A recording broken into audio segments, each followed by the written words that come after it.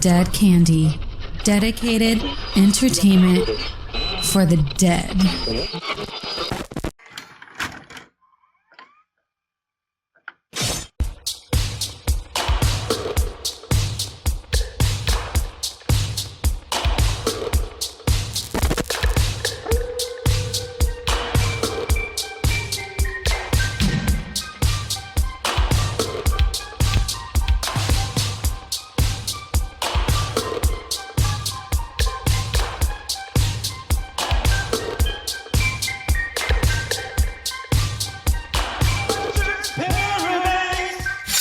Spoiler alert, Slashers Paradise encourages viewers to watch these horror films before listening to our show. Danny and Lance will go through everything, including filmmaking, dialogue, characters, and even full scene breakdowns when we get excited. Enjoy the show.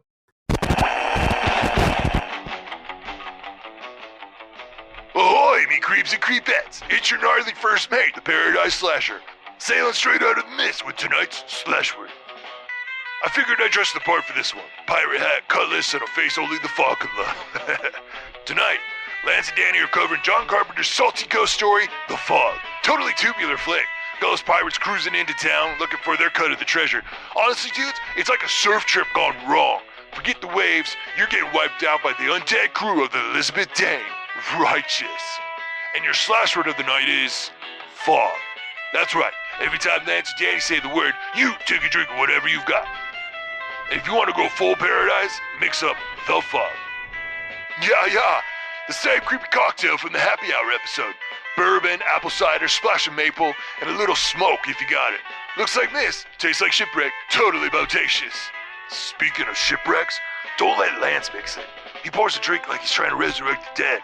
It's half booze, half black magic. And Danny, he'll give you a 5-minute backstory on the ice cubes before you even get a sip, bro. Alright, Slashers, back to the show. Just remember, when the fog rolls in, you never know what's following behind it. Could be pirates, could be ghosts, or it could be me standing in the mist outside your window. Catch you on the next wave if you survive this one.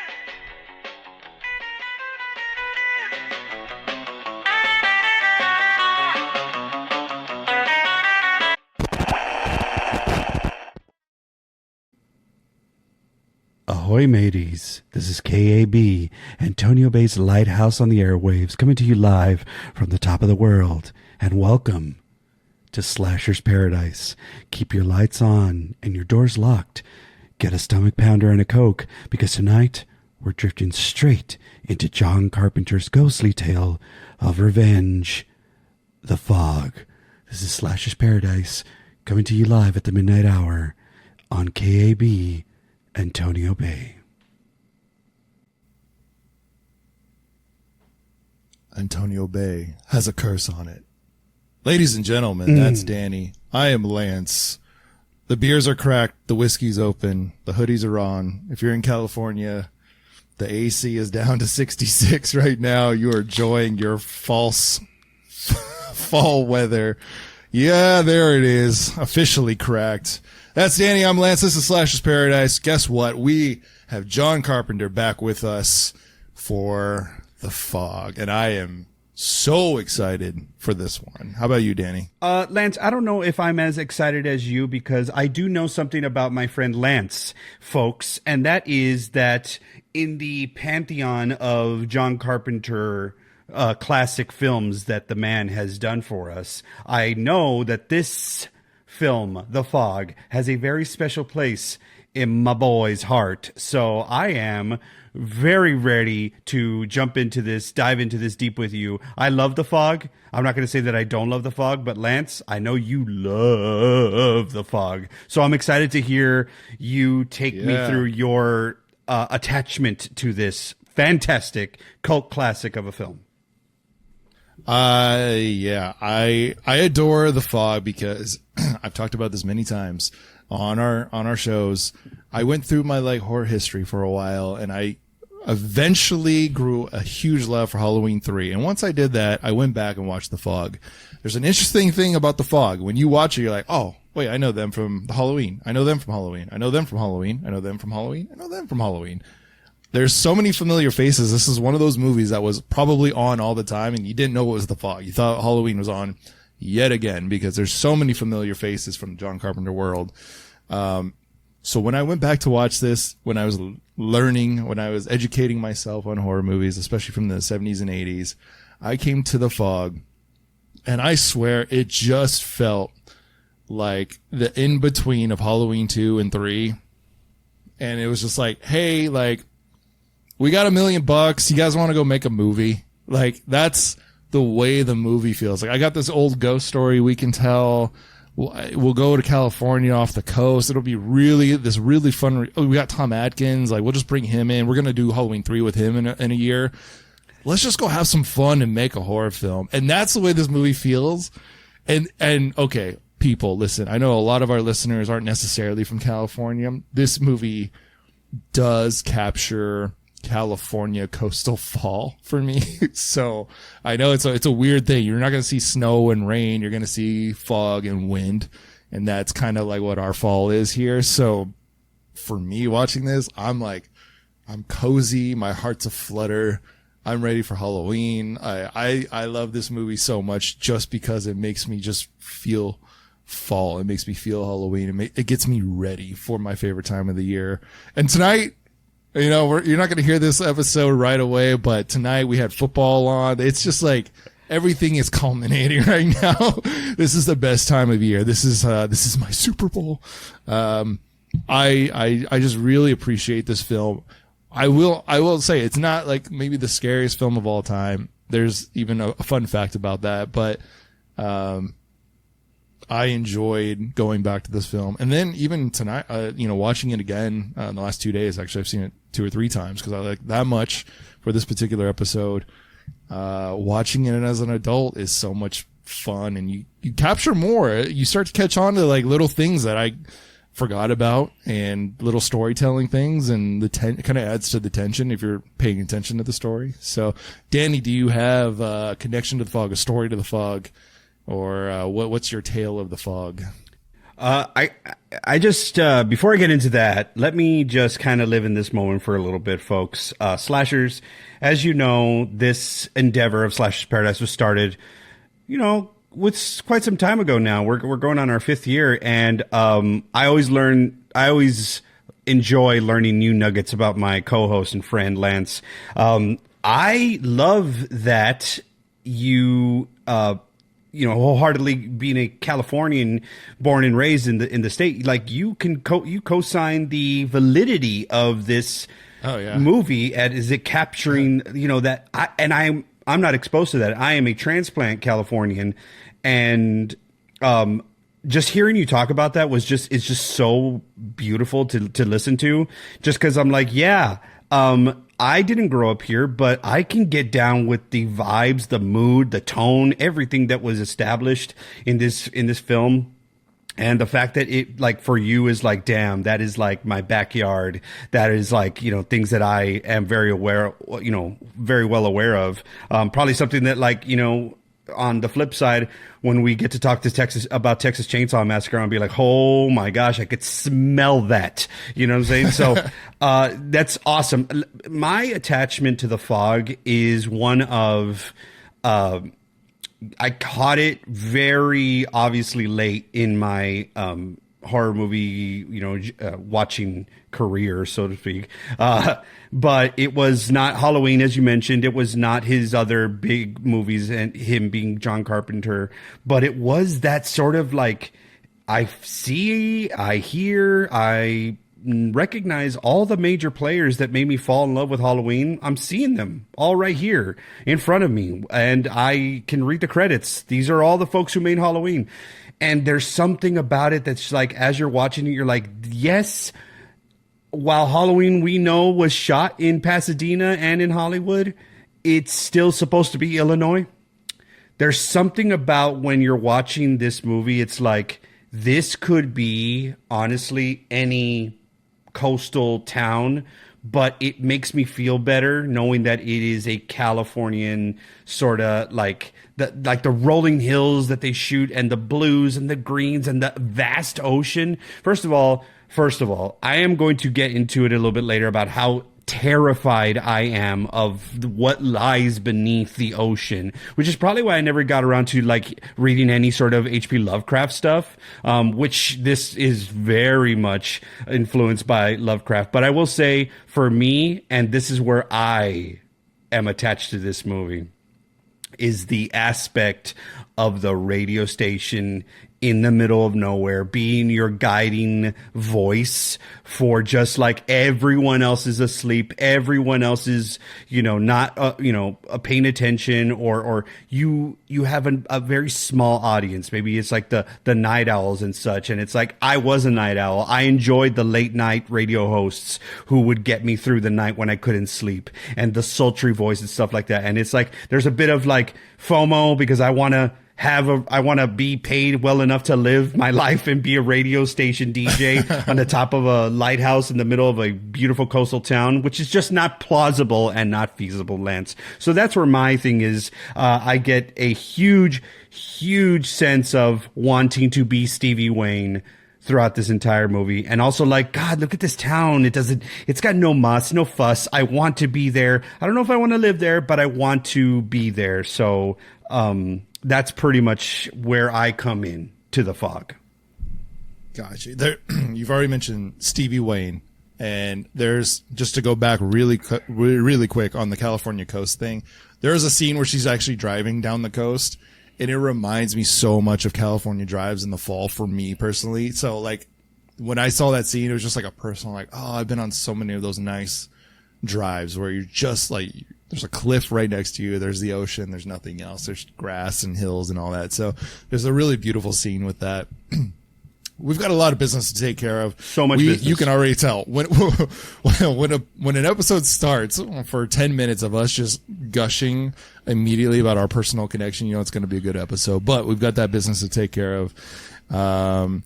First, Danny, you and your wife have created a special game for Slash's Paradise called Slash Word. Can you tell us how it goes? I would love to tell you how it goes, Lance and slashers out there. Slash Word is the popular Slash's Paradise version of the game Pathword. Pathword, where you hear the slash word. If you hear the slash word said throughout the entire episode, anytime you hear it, take a drink of your beverage of choice. It could be alcoholic. It does not need to be. This is a drinking game. We ask that you just play along, have fun, and enjoy slash word and get drinking. And just in case you weren't aware, we did have an episode of Happy Hour Horror where we did have a drink called the Fog. I believe it was made with bourbon and some fog. There was like cherries and some other good stuff in there. Where's the goddamn bourbon? Go listen to our Happy Hour of Horror and get that drink, the Fog. We'll also post it shortly. We also have Danny's identified, I'm going to call it Danified version of the movie that we like to call the Pina Colada, a basic Danny version of the film. Danny, please give us our Pina Colada for the Fog. No problem. The Pina Colada for the Fog. John Carpenter is sailing us into Antonio Bay, where a town is celebrating its centennial celebration built on a centuries-old curse. And the bill has come due. Yeah, it's time for a good old-fashioned story of ghostly revenge. We have Adrienne Barbeau's Stevie Wayne warning the town from her lighthouse radio booth. We have Jamie Lee Curtis's hitchhiker character trying to just navigate her way through her troubled identity crisis. But the seaside ghost story that we are enjoying provides the age-old tale that sometimes the scariest thing creeping into town isn't the weather. It's the past. And that's your Pina Colada. Beautiful. I upped my game, huh? Yeah, wow. Yeah. Woo! What's going to be an episode, folks? All right. All right. Basic breakdown for The Fog. Release date February 1st, 1980. We're flying, baby. Budget was $1.1 million. The studio actually ended up spending 3 times that for the advertisement of this film, which we'll get into. Box office was $21.3 million. Okay. Obviously directed by and written by John Carpenter and Deborah Hillsback. Yes, I love that tandem. Starring, and I'm gonna miss Danny's gonna give me shit. I'm gonna miss a few, but I'm gonna go off of the few that I know. Adrienne Barbeau, Jamie Lee Curtis, John Houseman, Janet Leigh, Hal Holbrook, and what's his name? The Sex Piston of the 1980s John Carpenter films. Tom Atkins. Yes, absolutely. The Tom Sex Atkins Piston, baby. Oh, yeah. That's right. God damn right. Let me put my chef hat on really quick. Let's stir some ingredients in the bowl. Okay, give me an old time ghost story. Give me a Sex Piston Tom Atkins. Give me pirates. Give me a mysterious fog. Let's see what else, Danny. Give me some more ingredients. I don't know. Small town vibes celebrating their 100th anniversary. So there's gonna be hot dogs. There's gonna be cotton candy. It's all absolutely a small town celebration. All the backstory through a small radio station, light tower. How about that? Okay, beach town, coastal. All these ingredients. I'm in. Hollywood. I'm in. I'm there. Yeah. Butts in the seat. I'm there. That's it. John Carpenter? Oh, okay. All right. But unfortunately,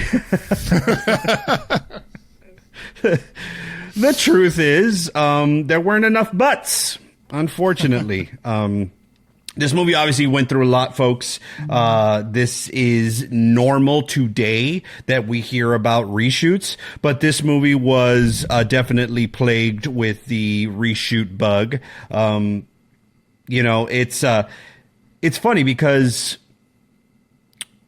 I always think about what kind of writer, director, composer, if I had all these gifts or this, at least very pointed vision like John Carpenter, how would I navigate that? And maybe some of the geniuses being able to delegate and such, but I was looking at the behind the scenes, the features, and he's talking about so we shot the film's done, and I go on holiday and I go to Tahiti. I think he goes to an island on vacation, and I guess he gets back and his editors, his team, one being Tommy Lee Wallace, have been obviously, plugging away editing the film, and he's like, "Hey boys, how we doing?" And they gave him a look, was like, "We're missing the beat here, man. We're missing the point. It wasn't scary. It wasn't good." And he's very honest about that. It was a very cool behind the scenes, a part of the Scream Factory release. This was a revisit. They did a The Fog featurette that was more, quickly removed from shooting the film, but this one was pretty much, I want to say, maybe around the 20-year mark or something like that. You could just kind of tell by hairdos and such like that. Obviously, they're talking to Janet Leigh, so it's around maybe H2O time, because she's obviously still with us. But the point is that it's a very humbling experience, when you are on the heels, and you may, buy your own shit. You may not buy your own shit. He doesn't strike me as a guy who kind of believes his own bullshit or thinks he's, the cat's meow. So he was like, I was just trying to make a good film. And then he's like, it's that moment where you kind of have to come to terms with yeah, it's just not very good.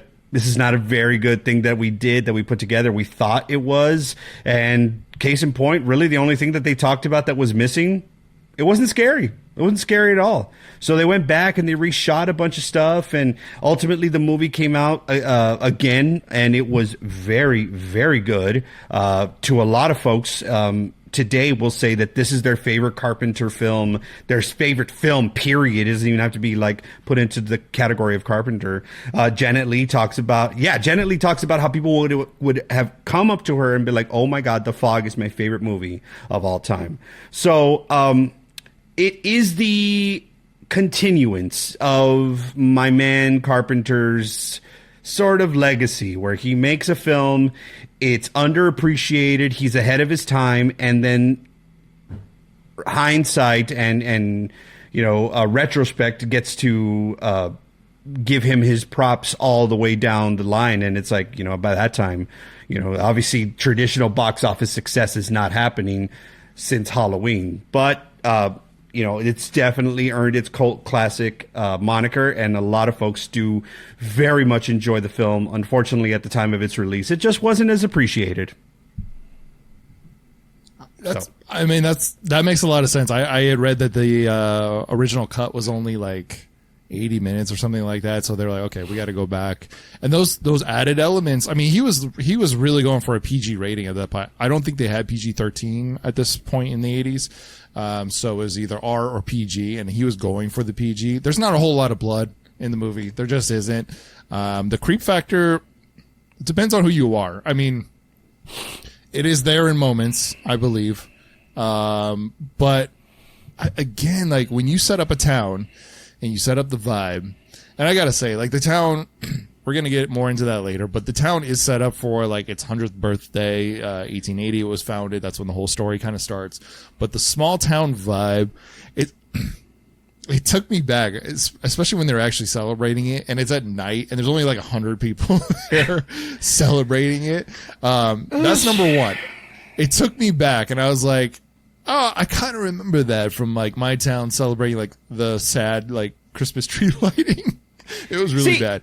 That's what I'm talking about as well. It's like the who approved the budget of this 100-year celebration? First of all, if you are such a city, town, whatever, that has the wherewithal to be like, dang, this is a 100-year celebration, someone needs to be upping the town's taxes or something so that we can get some funding and shit. This looks like a political rally for the third candidate. You know what I mean? Like for the candidate that is down the trough that is not going to win. He's like, and what we're going to do it together.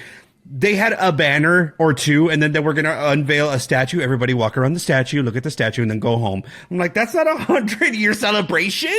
Come on, Janet Leigh. You're the townsman. You're the townsfolk leader. Get some hot dogs. Get some cotton candy. Get some tater tots. Okay, there's obviously a lot of John Carpenter inspirations to this movie, but the one I haven't heard reference, I'm going to get to. I'm going to set this up, I think, a little bit here. Set it up. It's got the small town vibe, right? John Carpenter went into this knowing this is a small budget, but the one thing I'm going to ask for is a specific kind of camera. I want it to look bigger than it actually is. So when I'm watching the movie, I'm like, this movie reminds me of another small town disaster happening that was on a bigger scale 5 years before, 1975, Jaws. It reminds me of Jaws, especially during the daytime scenes. So I looked it up because I'm a fucking tech nerd. I mean, Danny's going to get into like probably acting moments, and I'm going to get into the tech. It's the exact same camera as Jaws. It's the same camera. It's the same lens. He asked for this specifically because he knew it was low budget. He's like, well, give me hold on. Hold, please. Let me look up. I don't know if I have it. Do I have it? Yes, I have it. No, I don't have it. It's like a Panavision. Okay. I forget the exact name, but it's the exact same camera that they used for Jaws.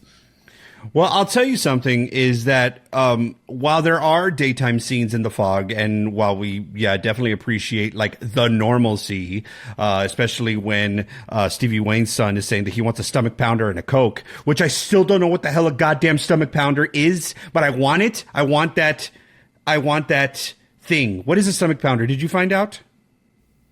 I haven't, but I feel like some weird memory, maybe from a different lifetime, says that's like Alka-Seltzer with alcohol or something for some reason. The little kid wants a Alka-Seltzer? No. A stomach pounder? Isn't that?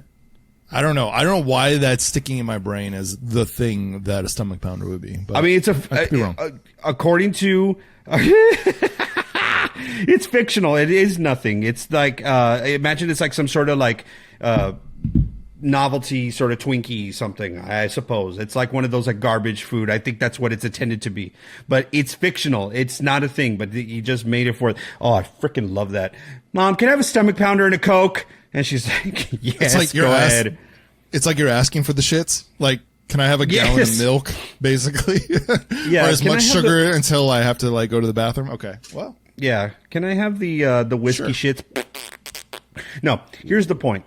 The point is the look, right? I can see the similarities and that it has a Jaws vibe. You know what else, though, is that obviously in the opening of Jaws, we have like light and then it transitions to, the evening. And that's when that first kill happens. To me, even though a lot of what happens in Jaws is like during the day and we could definitely see the shark and stuff, the scariest moments to me are like when the barrels are like swimming around when they're inside the boat and they're singing and stuff and you could just see like it's like darkness. So I remember the fog for its darkness, but like, and I think that's what works so well. And there was a lot of great visual effects, sort of like behind the scenes things that like Dean Cundy was talking about, like how we got this, shot and all this stuff and how basically they created the fog. They didn't just go to Spirit Halloween and make fog juice. But in any case, yes, that is still the ingredient that they were using because Carpenter would be like, oh, what do y'all use for the fog? And they're like, it's called fog juice. But like they lit it and all that stuff. So I'm like, that's important because the fog rolling in at night, you're like, what is that? Is it? And I don't, if I go outside and it's foggy, I need the lights from the town to tell me it's foggy. But this fog is almost Arctic blue chill, right? So I always will remember the darkness of the movie. I mean, obviously the climax in the third act and most of like the really creepy stuff does happen during the nighttime scenes. But hey, there's some when the town starts kind of going poltergeisty, and everything starts moving around, and then there's that part where like the chair moves out of nowhere. Just in the opening, I'm like, "The fuck is going on here?" I remember being like, "What is all this?" The cars are going off, the phone is ringing. It was very scary, but it's because it's like and the last thing I'll say, it's like if the car alarm is going off, right? That's kind of unnerving if it's a bunch of cars in a town. But what if it's one car alarm and it's going off in the middle of the field far away? That's scary. Who turned that on and who has the button? You know what I mean? It's just faulty, Danny. No. Let me kill your vibe. Someone try to open the door in the darkness. Okay. All right. What are they trying to do in the car? All right. We'll tell that story another time. But one note that I actually wrote was, especially in that opening, you kind of just set it up, is all this stuff's going off. Was it just my version that I watched? Is it so loud? Like, oh no, it's so loud. Like glass crashing, and it's the loudest thing you've ever heard in your life. And then the phone rings, and it's the loudest thing you've ever heard in your life. And then the cars all start honking with their alarms going off, and it's the loudest thing I've ever freaking heard. I had to like keep turning it down and then turn it back up, and then turn it down and then turn it back up. It's so loud and like jarring that it like almost threw me off. I'm like, is that what this is going to be? Is all the jump scares are going to be loud noises? Loud noises. That's what. When you put the Scream Factory version in, it's like, what sound setting do you want? And I always go for the 5.1 stuff because I've got the shit. But this one was like, do you want the 2.0 mono? And I'm like, I don't want that. And they're like, but it has been Dolby'd. I said, all right, let's give it a shot. And that might be the reason everything is kind of playing too channely and in your face. But it kind of reminded me of like how crass and kind of unsettling like the jarring sounds are in The Exorcist. Kind of like it's quiet, and then like the chair moves. It's quiet, the door slams. And it's just like that came out of nowhere, and you all turned the treble up to 26 or something like that. It's very, but I do want to get back to I do want to get back to the vibe of the town, you know, coastal and all this stuff. I didn't realize it's like he being John Carpenter, it was very like influenced by Stonehenge in a couple of movies. Stonehenge was like, he had just got back from holiday with Deborah. They were out there and they saw Stonehenge. They're like, I'm feeling there's something here. It's like a ghost story we could tell. And it also, coincidentally, there is a true ghost story that this is based off of. Like, he's like the 1700 ghost story. He's like, I got the ghost story, but like the vibe of how he wanted it to look was very much influenced by Stonehenge. And then, of course, Stonehenge being very much the plot point in Halloween 3. So, and of course, you know, I've told you this, right? I've told you this, that I feel like in a previous life, I was like some sort of Celtic warrior, not Seamus, but I do feel like I was something in Ireland a long time ago. If I've never told you this, Lance, I'm telling you now. I'm telling you now. Okay. No. I'm telling you now because it needs to go on record, and I'm putting it out there in the ether. Somebody told me the other day, actually it was my good friend Joe. I was just, you know, having one of those conversations about life and purpose and legacy and stuff like that. And he goes, yeah.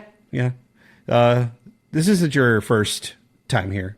And I was like, I feel that. I feel this isn't my first. I've been on the earth before. So there's something about Ireland, and over there, I have to go. I have to see it one day, and I am going to.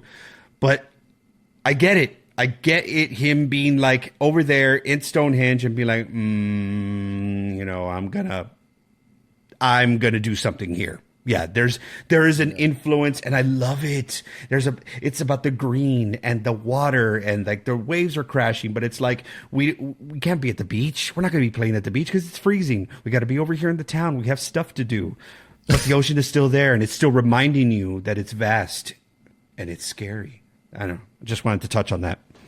I love that. Actually, I can almost see the image of him and Deborah Hill at Stonehenge. I guess they were promoting Assault on Precinct 13. 13?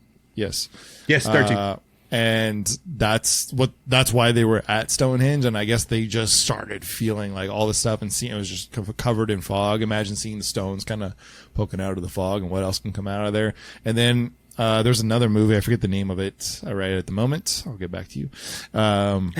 But it was about like monsters coming out of the fog kind of a thing. So I think it all kind of started to assemble. A lot of this movie, and another reason why I might love it so much is he just threw a lot of ingredients, put the chef hat back on, a lot of ingredients into this that were things that he, you know, grew up on. I mean, some of the stuff was from the 50s, some of these things. So, and then having your own experience at Stonehenge, and like, I totally forgot about the Halloween 3 Stonehenge connection. That's so interesting because we already mentioned Halloween 3. Like, there's so many connections at this time. And one thing I was thinking while I was watching this and thinking about the timing of like 78 Halloween, 80 is for the fog, 81 is Halloween 2, 83 is Halloween 3. Okay, I might be off, but I'm close. You're right on the fog and Halloween 2. I don't know. Hold it. I mean, keep going. I think Halloween 3 is 83, 84, somewhere in there. But I started thinking like in this time, in this era, we would be talking about John Carpenter like he's the new Jordan Peele 82. Or 82. Okay, so perfect. It's all stacked up like year after year after year, basically. So he did Precinct, or Assault on Precinct in 76. He did Halloween 78. And then it's like, okay, John Carpenter, we believe in your cult classics. Let's go. But that ramp, like we would be talking about him like he's the new voice of horror. You know what I mean? Like all these guys that were like, oh, there's a new thing.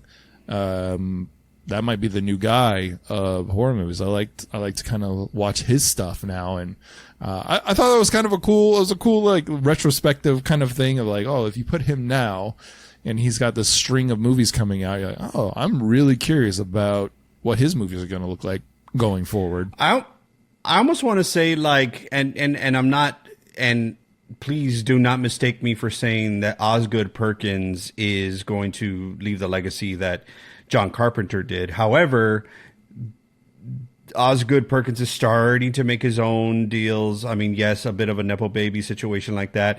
kind of has already done the adaptation of a Stephen King movie like Carpenter did with Christine, or novel rather. So, kind of the same beats, but some of the folks who have watched Osgood's stuff lately will say, like, it's hitting, it's missing, I like it, I don't know, right? So I think that's more of where Carpenter would live today, as in like how people were reacting to him in the past. But I don't know, man. Maybe it's like, are we ever going to be ready for the new thing, right?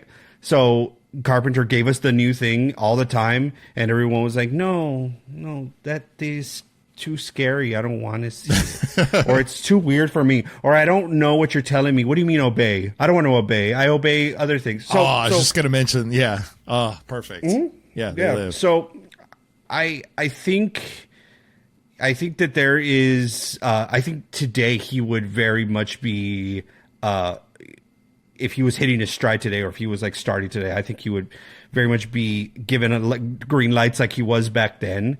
But yeah, I mean, who was he? I think today a lot more horror film creators, directors, filmmakers, producers are open to collaborate a lot more. I see that happening. Like, you see a lot of like Jordan Peele collaborating with Osgood Perkins, and then James Wan and Jordan Peele. Everybody's kind of just like sharing resources, and it's a more of a collaborative time. That's just how I see the moment. And while John Carpenter was a collaborator in his own sense, he had his own team. It was very much on his own. Like he kind of like did and carved his own path, right? So anyway. I'm curious where he would fit in now, because he was very guerrilla. Him and Deborah Hill were very guerrilla. I mean, Deborah Hill's hand is Michael Myers in the beginning of the movie. So very low budget.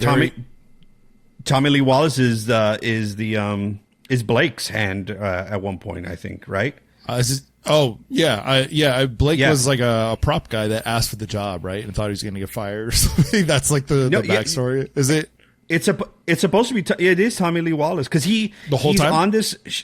The hands of him, not the full body portrayal, but yeah, the hands of Blake are played by Tommy Lee Wallace, who's an editor and a part of the Coupe de Villes, as we all know, but also ended up being director of Halloween 3 and the It miniseries. So it's like a lot of like great talent, all just collaborating, but definitely on the heels of the success of Halloween, which is why Jamie Lee Curtis is in it, which is why Charles Cyphers is in it, and Nancy Loomis, and Dean Cundy is back to shoot it with John. So it's like, yeah, like it is still very much shot in a guerrilla style. I do agree with that, but they have a formula too. It's controlled chaos, so to speak. Right. Yeah. All right. You heard the opening. You heard Danny's opening. I want to talk about the radio show. I want to talk about the backbone of communication in this tiny little town at KAB Radio, Antonio Bay. Stevie Wayne and the soothing voice that she portrays, letting people know what's going on out on the bay, playing the sweet, slow jazz. I love this backbone, and I know that you do too, Danny. That's why we started the show the way that we did, having this soothing voice going through, telling the story of what's happening out there, being the communication of the town at one point. It's so inspiring to me, because I'll tell you about a little project I'm working on later, but it is such a cool little idea where all this chaos is going on throughout the town, and we've got this radio host in the center of it all, basically in a tower, watching it all kind of happen, or hearing it kind of come in and what's going on out there, and portraying like, this is happening, I need this, I need help over here, and all this kind of stuff. And it's the only form of communication. I love that aspect.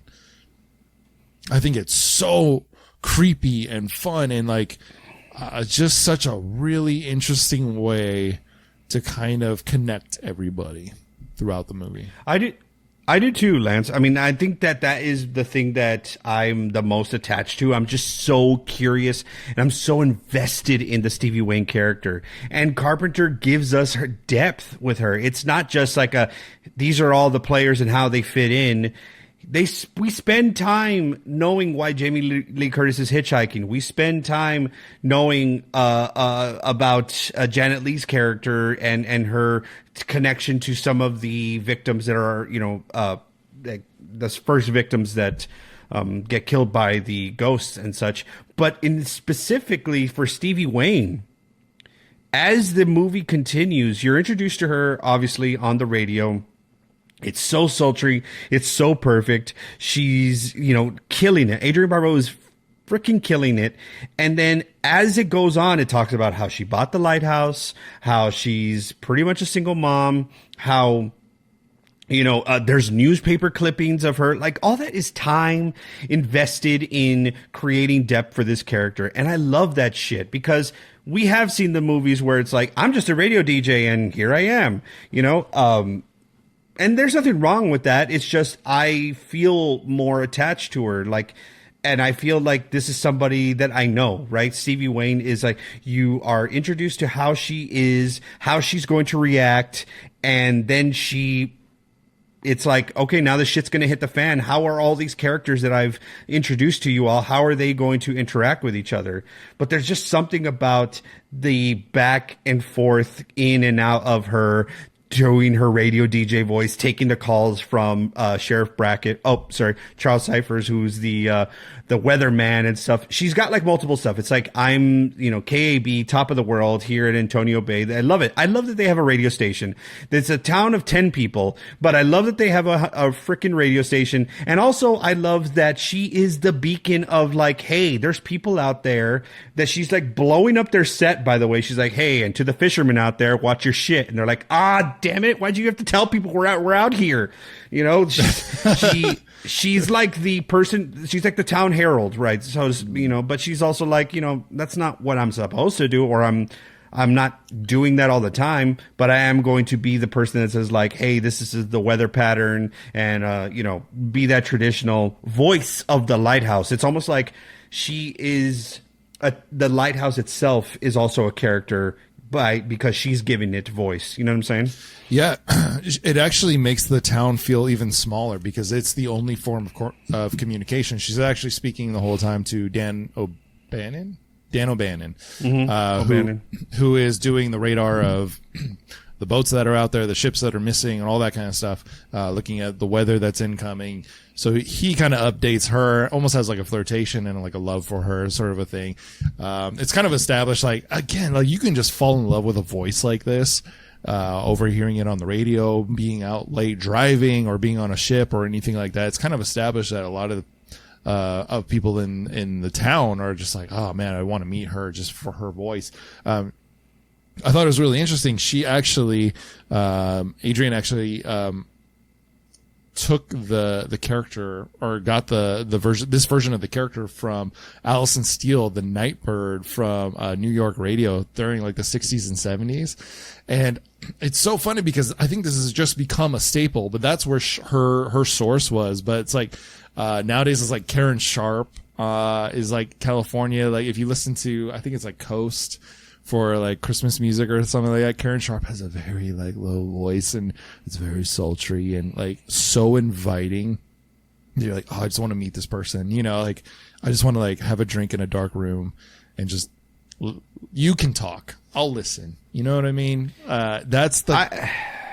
For a little town to have that kind of sort of communication, there's one voice on the radio that we hear the entire movie, and that's the voice. I think that's so cool.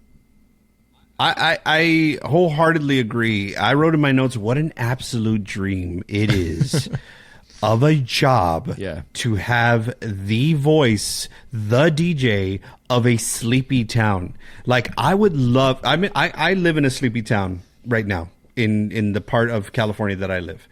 It's a sleepy town, right? Everything pretty much closes at 10 o'clock, and it's like, that's kind of good, and that's also like, trying to party. I'm also trying to get like a late night burrito. But the point is that some folks are inclined. It's something about the TV on and nothing else. Remember, I've talked to you about this in the past, folks. When we slashers, when we do our marathons, like the the St. Patrick's Day marathon that we did, I told Lance, I'm like, dude, if you weren't married, I'd propose to you. You showed me something that I was missing because I grew up with it, and it's like I couldn't put a pin on it. It's the idea of something being the beacon of the darkness, through the darkness, right? You are growing up, I was a night owl. Like I was like, I didn't want to go to bed. I was like, there's something up here. Like there's something at these hours that I want to be exposed to. I want to know about. It was like the outliers. Like everybody was like, go to bed, and like, like normalcy, right? Society will tell you got to go to bed and get up and go to work and all that stuff. And it's like, I've lost that, right? As you get older, you have to do those things, right? Because blah, blah, blah. So the point is that to me, I equate the two. I equate the TV being on with USA Up All Night being the only thing that's on, and like the Monster Vision and the Jason movies are like, on a loop, and you're like, I'm not supposed to be watching it, but I'm watching it, right? That's what this and she does in this movie to me. And add in the fact that like the villain is something that is so it's something that is so soft. It's like, watch out for what? Watch out for the demon? Watch out for the monster? No, watch out for the fog. And there's something about that. It's like, I'm not supposed to be scared of this. And you're like, no, you better be, because it's going to fuck you up. And it's like, oh, all right. But like that, put the chef hat back on. It's all part of the mix. You know what I'm saying? Like it's all part of it. That's all I'm saying. No, I know exactly what you're talking about. And like, as you're setting this up with what you just said, I'm like going back to the 1950s when there was like 4 episodes of anything on, and it like reached like 8 p.m. or whatever. And like, and that concludes our broadcast day. Click. And that was it. You fell asleep to that, or what? Like, okay, well, I have nothing else I can watch at this point. You know what I mean? But moving on, love that shit. Moving on, the perfect example of what we're talking about is Tom Atkins' character, Nick Castle, is driving late at night, and he's listening to the radio show. He's just listening to Stevie Wayne talk, and he's responding to her. Like, this is what we're talking about, is the lifeblood of the town is going through this one radio show, this one voice, and the people out there are responding. So he's responding. We know that there's a ship out there with 3 crew members that are responding and talking about her. I think it just sets it up so perfectly of like, there's one show, everyone's connected through that one show, through that one voice. I think it's so important. And so it's such it's a cool concept to think we're all connected because we're listening to one person and what they have to say. They're sharing facts about our town. We're all listening to the same music. It connects us all at once. I think they did a really good job in The Fog of connecting the town to the radio station. And I don't know what it goes into creating my own AM band, Lance, but for this purpose, I'm going to investigate, because I want to create my own late night channel where all I do is like maybe recap the high school sports, because that speaks to me. That was like, that's a core memory in Texas, going to the high school football games. And then afterwards you would hear them on the radio station that would be recapping the scores. And you're like, this isn't happening right now. Why am I allowed to relive this now in these late hours? Is this allowed? Is this legal? So that's great. Can I jump into, the fishermen on the boat? I was setting you up. I was throwing the alley-oop. Go ahead. So obviously there's a connection, and they're on the boat, these 3 fishermen who have just been out to sea, and they're gonna probably come in soon. It's like something that they've been doing for a while. They're fishermen. They're out there on their boat and they're doing their thing. There's 3 of them. But as Charles Cypher's character tells Stevie Wayne, who then sends it over to them, there is a heavy set fog system coming into the bay that is going to hit them directly because they see him on the radar. So she just shoots him hey, watch out for the fog. Did I not see this correctly? But is the drunk man that is on the bench in Back to the Future one of the fishermen. You remember the guys like crazy drunk drivers when Marty comes back from 1955? Okay, look that up because I bet you anything I got that. And I should have looked that up because we are a podcast that should be prepared on this shit. But let me just tell you something. It's him that I want to talk about right now because he's using the same cadence of the voice. He's using the same. She's like, watch out for the fog. It's coming in. And he's just like looking through the porthole and he's like, man, there's no fog. There's no fog out there. There's no fog out there. He's just kind of like saying she's full of shit. There's no fog out there. And then the fog rolls in. He's like, there's fog out there. I love that shit. I love that moment so much. It actually popped me. I was like, that's hilarious. I love that. I feel like you get more of that out of the 70s and 80s where it was just like so natural. It's like the guy has no other acting credits besides this. But I was so distracted, especially this time around, because it's been about 5-10 years since I watched it. But I was like, is that Jimmy from Halloween 2 by himself the whole time? Because I've seen so many faces.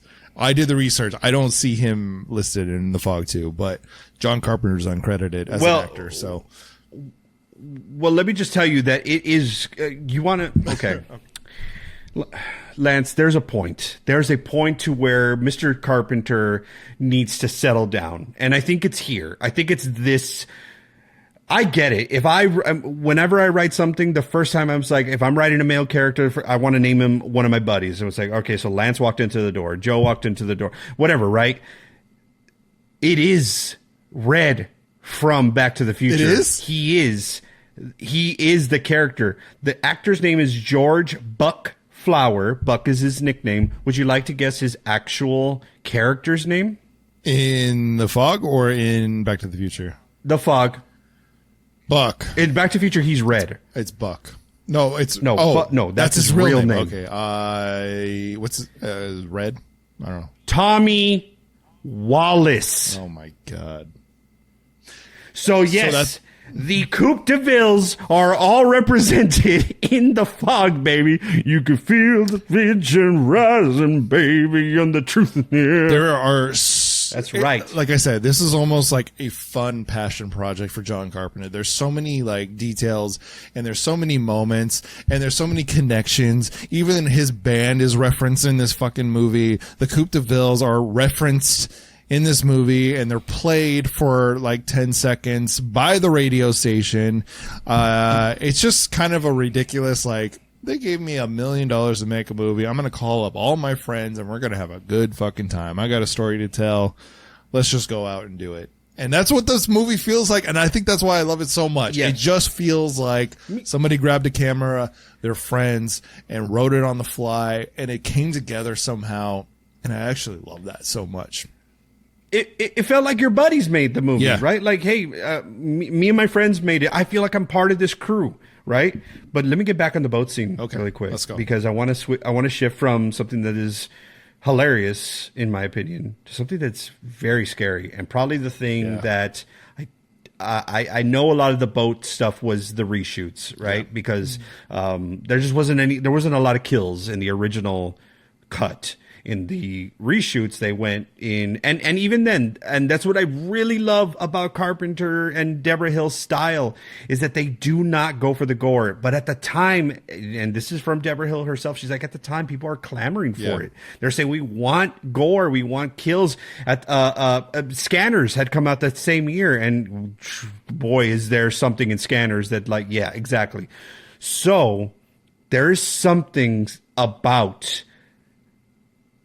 the traditional looking through the darkness of like the house, trying to figure out, do I see something over there? And in this case, the fog has rolled in. The boys are getting out from below deck and they are now on the deck. The fog has now encapsulated them. A eerie clipper ship, ghost ship, just rolls right by them, barely makes a noise. It's basically the Black Pearl, and it just rolls right by them. And there's like, I just saw a ship. And they're just like, you're nuts. But in that moment when the ship cruises by, the ghosts appear in the fog, in the distance. And it is the whispering of what do I see in this moment? Knowing full well, it's not just what's going on. That's not as scary. It's I see someone and nothing is said. You hear maybe water, you know it's foggy, and it is, Buck, the character, Tommy Wallace goes, who is that? Oh, dude, that gets me every time. It's kind of like, it hasn't been done because I think it would kind of come off a little hokey. But like, in a traditional slasher movie, somebody's going through the house or somebody is like looking for their friends and they're like, is anyone here? And I was like, wouldn't it be terrifying if one day, and it's not like the Batman Begins where it's like, where are you? Here, right? It's not like one of those, but it's kind of is anyone here? And if the ghost at that moment just went, yes.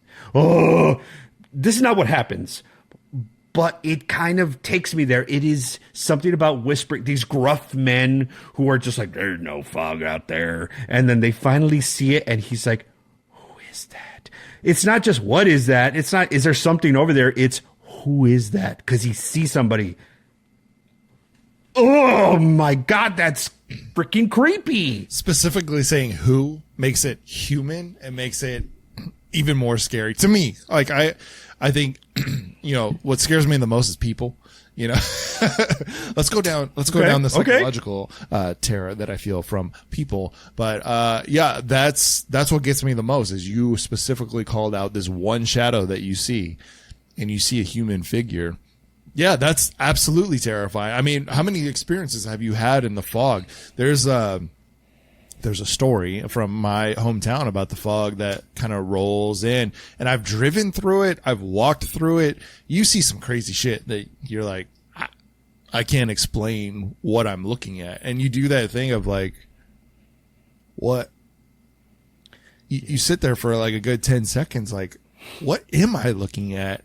And you're frozen because you don't want to move if it is something, if it is someone, especially. Like, if I ever go ghost hunting and somebody shows up, I'm fucking freaked. No, I'm out of there, and I've seen that happen, on videos and stuff. So, if you see a human figure standing in the fog like that, no, I'm out. I'm terrified. But what I love about the moment is that obviously they see the villains, the ghosts, the monsters, and the integrity of the class is still kept.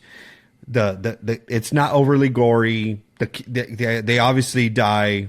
Blake shoves a sword straight through George's back, or one of the other characters, and there's no blood. There's no like liver pieces. There's no gore that's like hanging off of it or anything. Fucking Don Knotts. But I love that because, and also, what an amazing thing to be tasked with, y'all, it ain't scary. Let's go back and shoot some stuff to make it scary. And landing. Like nailing it. You know what I'm saying?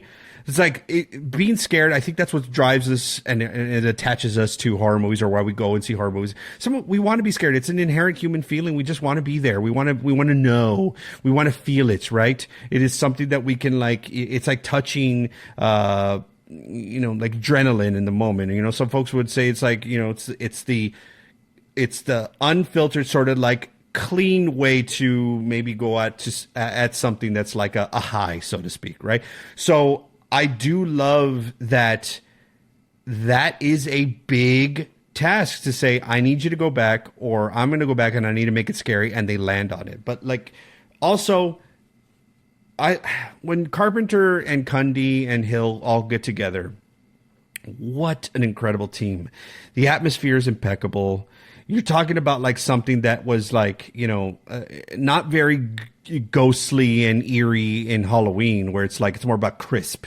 It's a crisp sort of like feeling. This one was very wet and, near the ocean. And it's like, I'm already wet. There's sand on me. I could feel the sand, and I just love that. But, Obviously this all gets us, down the way to going back and forth between the characters that have been established. And we just got introduced to the Sex Piston himself, Tom Atkins, or Nick Castle, as his character is in the movie, who is drinking and driving. Probably was legal back then. What? I mean, it's just there. You have a point in that there is a normalcy about it back then. It's just like, yeah, I'm having a beer, and he's like, picks up Jamie Lee Curtis, and she's like, how far are you going? He's like, I'm going to the end of town. I don't know. And it's just like they have a playful banter, and it's like, I like it because it's not overly written. You know what I'm saying? It's not like one-uppers and shit like that. He just kind of goes back and forth. But then the next time you see them both, he just ran through her, and they just kind of. Danny, I saw you leaning, and I was gonna see, can I get him to fall off the chair? Danny, I have a note that I wrote, and I was like, did John Carpenter vote for Tom Atkins to be the sexiest man alive in the 80s? Like, I don't understand. I don't get it. No, because Lance, one minute he's driving this girl around. The next minute he's in bed with her. He looks like the brawny man retired. I don't understand. How does he pull so much in Carpenter films? We've already talked about Halloween 3, so go back and listen to Halloween 3, listeners, slashers.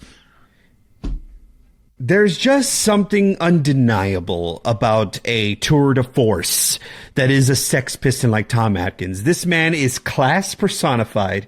He's like, I'm gonna look good in a mustache. I'm gonna look good without a mustache. He played the dad, right, in Creep Show, where he's like, that's why God made fathers, babe. And he kind of says it that way. I'm like, oh, you son of a bitch, but you're kind of cool in the moment. Anyway, it's like, and then Night of the Creeps, I'm like, that's just sex personified. So, like, there is something that's like, no matter what, I think it was smart for Carpenter to say, like, you know what? I see the hurricane a brewing. I need to get him over here because I want to be on the Tom Atkins train, baby. And you know what? I said that too in 2016 when I returned to the event, and I was like, I don't know him like that well. I want to be friends with him, but there is an undeniable force that is that sex piston right over there by the name of Lance Knight. So, like, it happens, senor. It happens. People realize it and they want to be a part of it. That's all I'm going to say. And I said, I got to make a good impression. Where are we going? Feel free to cut this out if you want. No, it's all staying. Everyone needs to know about all this. Wow, you just compared me to brawny man Tom Atkins. I love it, Danny. Thank you so much. First I got Thor himself, and now I'm getting Tom Atkins. That's awesome. My wife thinks I'm Charlie Hunnam. This is great. This is all... Yeah, you're about to be Ed Gein. This is all Gein. going Yeah, you're about to be Ed Gein. Good. It's all good. It's good. It's good. Oh, I have a note here that I want to talk about. To try and get it. I want to try and see if I could get us back on track here. Good luck. Even though I am the purpose. Let's talk about your friend and mine. Let's talk about, you want to talk about class and an actor that just exudes confidence and is just, every time I see him in anything, it's like, where did you come from? Like, you were classic Hollywood, but you are like 10, 20 years down the road, sort of, and that's Hal Holbrook, the priest. Good timing. Yeah. I was introduced to him in Creepshow. Have you seen him in any other stuff? He's one of those faces that's so recognizable. I'm like, I've seen this guy in a million things. Can't name one. But yeah, I mean, obviously Creepshow. Did you? Yeah, Creepshow for sure. Did you watch Into the Wild? Oh yeah. Yeah, he's the old man that Emil Hirsch meets at the end. Yeah, that was one of his. I think he got nominated for that, if I'm not mistaken. But just a classy actor, and plays this character. to the T. Jamie Lee says, excuse me, not Jamie Lee, Janet Lee says, he was so kind and so nice, but so creepy. Like, not him, that he exuded that as the priest, just like hit his marks, really scared her. Cause there's that jump scare that happens when her and, when Janet Leigh and Nancy Loomis are going to the church to talk to him. He just kind of appears out of nowhere. I do think that he is that grounding force because it is kind of all over the place. And then eventually he, as the priest, kind of is a bit crazy and hokey. I'm like, well, not everybody. It's something about the character that's like, I need to sacrifice myself for the moments, for the group, and it's like, no, but we already got away. Everything's fine. Like we can leave. No, let me do it. I am the sixth conspirator. The conspirator, and I was like, it's okay. I get it. You are a priest. And you're supposed to be, tied to better morals and laurels and such like that. But think of how far we've come as a society. If I sit down and say, I need to show you something, and you and someone else comes over, we sit at a table, and I just ask you to listen to me read a diary, and I read multiple pages. Think about how people's attention spans have already gone to shit. I was forcing myself. I'm like, no, be in the moment, Danny. Watch what's going on right now. He's like reading it, and it's a very important piece to the whole movie. But like, he just like, hey, I have to show you something. I'm like, if somebody says that to me, I'm like, you better open a treasure chest, or you better like show me like a really cool like deer mount or something. If you want to show, no, don't sit here. Let me read you something that's gonna eventually get to the point. Do you know what I mean? I was like, think of how far we've come to where it was like, no, this is something. We got to read this shit. Obviously it's tied to the town and all that stuff, and it's like you're telling the person that our town is founded on murder. But yeah, I just thought that was interesting. But Janet Leigh's response is, "You're taking this way too seriously." Exactly. So nothing's changed, Danny. Nothing has changed. But did you see Nancy Loomis through the whole thing? First of all, I love Nancy in this movie, or I love her so, because you've met her, right? Period. I've met her. Do you know that I met her? I've met her twice. I met her at the 40th and the 30th. Geez, 10 years apart. Because she hadn't done a lot of the Halloween conventions. When I met her at the 30th, she had her, silver hair and all this stuff. And I had already kind of like, met some other folks. It was my first convention ever. I didn't know what to do. So I was like, do I just say, hi, I want a thing, a picture? Hi, I'm Michael Myers. Okay, listen, everyone needs to know this. If I haven't addressed this, actually, you didn't even do it tonight, but every time we test our microphones before we start our pre-show, before we start our show, Danny has to, and this is the one show he hasn't done it. He has to do, hello, my name is Michael Myers, and it drives me fucking nuts in the best way. Like in a fun way and in a loving way. But you do it every single show. I'm like, there it is. The microphones spike. That's wonderful. All right, there's the little insight to Slasher's Paradise. So there you go. Drink away. So, hi, I'm Michael Myers. Okay, Nancy Loomis. If y'all don't know, that's a deep cut. But we'll get to that eventually. Nancy Loomis, I'm ready to get to meet her, and she is the person in front of me has like a poster with a shit ton of signatures, and he's one of those that's like obviously done conventions because he's got a shit ton of signatures, but he's going up to her and he is giving her like, I want this, can you put this, can you write this? And I'm like, that's a lot, but she did it. Yeah. She was cool, right? And I go up to her and I was like, I'm not gonna be, this is the 30th anniversary, right? I'm like, I'm not going to be starstruck. No. I go up to her and she goes, hi. And I was like, oh my God. It's Annie.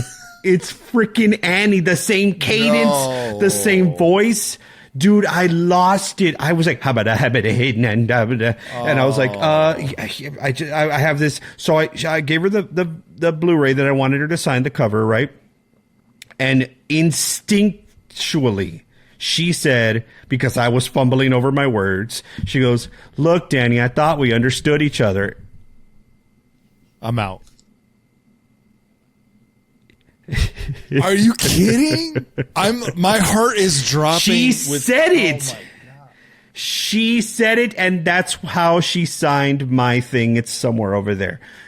I thought we understood each other. That's my favorite line that she says to Lindsay. So that is unbelievable. She is not in the fog. She is not pulling any punches, folks. She is being Annie style times 10. And her and Janet Leigh have a back and forth where she's Janet Leigh's assistant in the movie. She's giving it to her all the time, just kind of like throwing these she's not being rude in what she says. It's her tone. And Janet Leigh's like calling it out. She's like, "You can make "you're welcome" or "yes ma'am" sound like pretty much fuck you." But yeah, dude, she didn't, after this, she's in Halloween 3, and that's pretty much her run. You know, she didn't do a lot of films after that. And the last time I saw her was at the 40th anniversary. And she was so sweet. And I had her sign one more thing, her action figure. But yes, this is a Nancy Loomis stan podcast forever, at least from my end. That is the fucking most sweet / heartbreaking in some way. My heart is just thumping for you, because that is the greatest story. She understood the fandom. She understood who you were, right at that moment. That's so fantastic. Number 2, when I was watching her, I was like, oh, I'm kind of crushing on her. There's just this cool Annie vibe to her yet again. She's cool. She's just cool. She's fucking cool, she dude. Is. She's so cool in the movie. Yeah. No, 100%. I love that story. That just I wanted to walk out of the podcast after that. Are you kidding me? I want to meet her now. She saw my nerves. She calmed me down by giving me the line that I love her for. So there. That is intense. So obviously, Sandy's her character. Obviously, her and Janet are in charge of this centennial celebration that apparently takes so much planning. And I'm sorry, I already talked about this. This is the biggest dog shit version of a celebration for 100 years. I don't care how small the town. There's bleachers. There's one spotlight on her, and there has to be more. There was more of the town's vibe for Humanoids of the Deep than there was for this. Let me tell you, Danny, about my hometown's Christmas tree lighting from 2000. Or maybe 1999. I'm going to say 1997, actually. Okay. There's about 100 people in the, town square. And we're all right. And my mom was, a part of the newspaper there. There's one newspaper for the town. It's called the Newsmere. And we're there because her people are there. She's part of the town. She's kind of plugged in. You know what I mean? There's 100 people. All right, people, Merry Christmas. And they light the tree. The tree's there year round. The lights coming from the tree were basically, okay, so if I'm at the bottom of the tree, I threw a very long strand over the top. I'm done. I threw another strand over the top. I'm done. I threw another strand over the top. That was my hometown's tree lighting. There's 100 people there. There was 3 to 6 somewhere in there, strands of lights. This felt very real to me, Danny. I'm just saying. Point well taken. That sounds oddly perfect. I wish I was there. to kind of go through that whole thing, because there's something about like tree lighting as like if you go to Grinchmas and it's like they press the button and it's like right, and then there's like joy, blah, blah.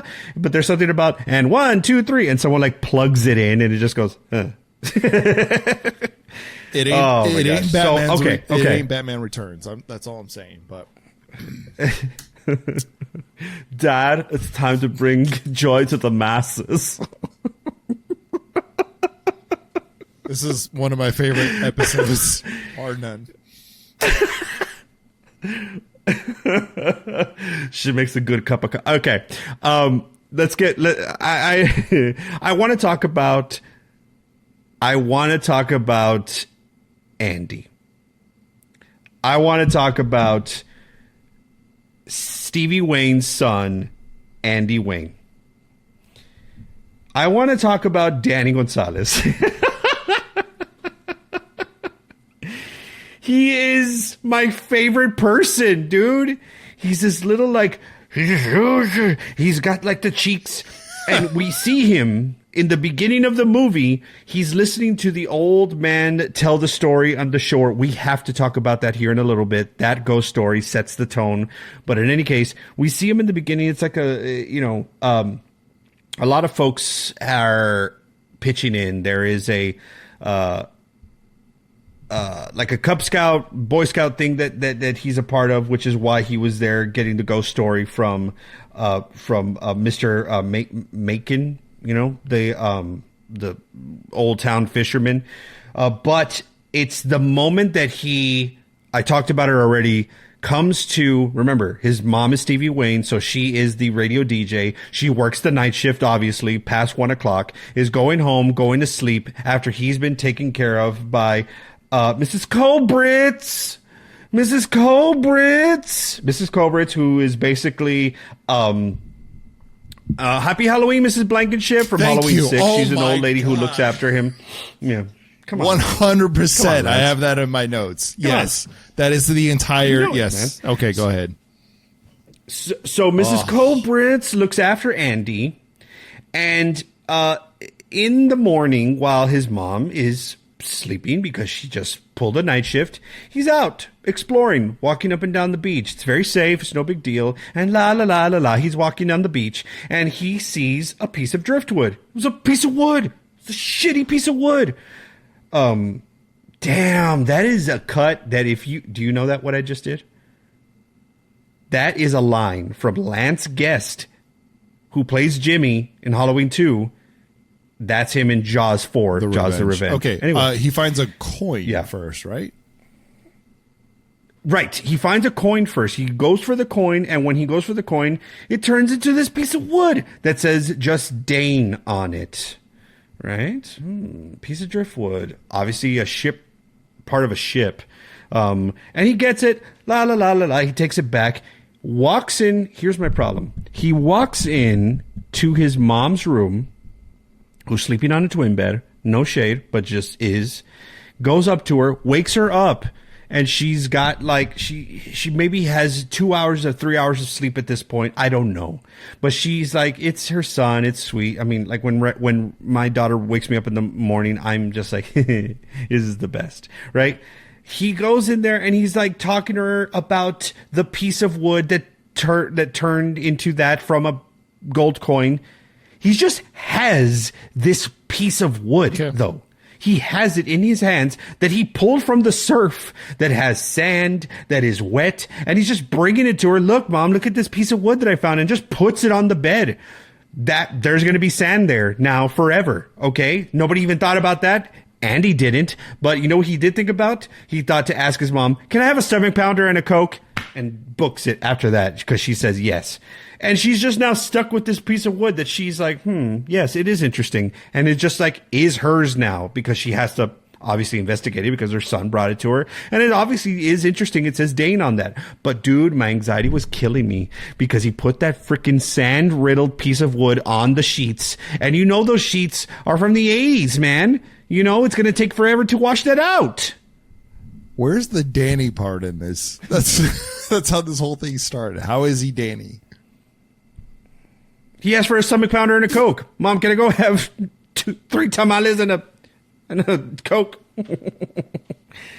He's just a fun kid who's just loving life and going and discovering. Okay, Which I love reminds to do me that. of Jaws yet again. Like the kids are just like going out and like finding shit and going on the rafts and want to go sail and all that kind of shit on their own.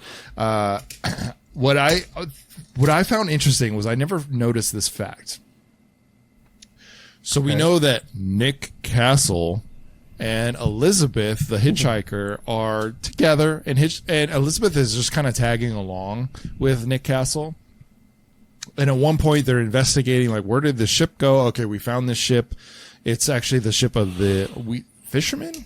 I don't remember them referencing fishermen, but they're in the boat. The three guys that died basically from the fog so far. They're investigating that, and they go into the ship, and Elizabeth kind of asks a lot of questions. She's just tagging along at this point, kind of going along for the adventure. And Nick Castle kind of says, like, I did see something one time. And he talks about this experience of him and his dad going on a ship or a boat where basically everyone was missing off the boat, but it looked like it had been lived in. But there was weird, like there was like rust on a cup full of liquid, and like it looked like it had been lived in, but it looked like also it had been abandoned for years. It was this weird kind of combination. While they're doing an investigation on that particular boat with the three men that have been taken, it looks like there's been a lot of water damage. It looks like the boat's been underwater, even though he's been on the boat 2 days before and it was totally normal, totally clean. Anyway, he tells a story about him and his dad, and his dad says that they go on this boat. Actually, him and his dad go on this boat. It looks abandoned. There's fresh food, but there's old parts and all this kind of stuff. There's water damage. His dad finds a coin, takes the coin home, right? And then he pulls it out for the family, and the coin's gone. So is that the same coin? It was called something gold du monde or something like that. It was Doubloon, thank you. Yes, and it was from Spain. The dad goes to pull it out to show it off to the family. The coin is gone. Is this the same coin that the kid finds? Like he sees, and then it turns into the Dane, which is the Elizabeth Dane ship. Is it the same coin, or is it just a part of the treasure? I think it's more impactful if it is the same coin, because it's not that the coin that Tom Atkins, that Nick Castle's dad had, turned into wood as well. It vanished. So I like that it's the same coin, kind of like, where have I seen this before? Where the coin is cursed, and if you have the coin, you're cursed. Oh, yeah. And then there's ghostly pirates. And where have I seen it? Oh, right. This is the Curse of the Black Pearl. 100%. And that's okay.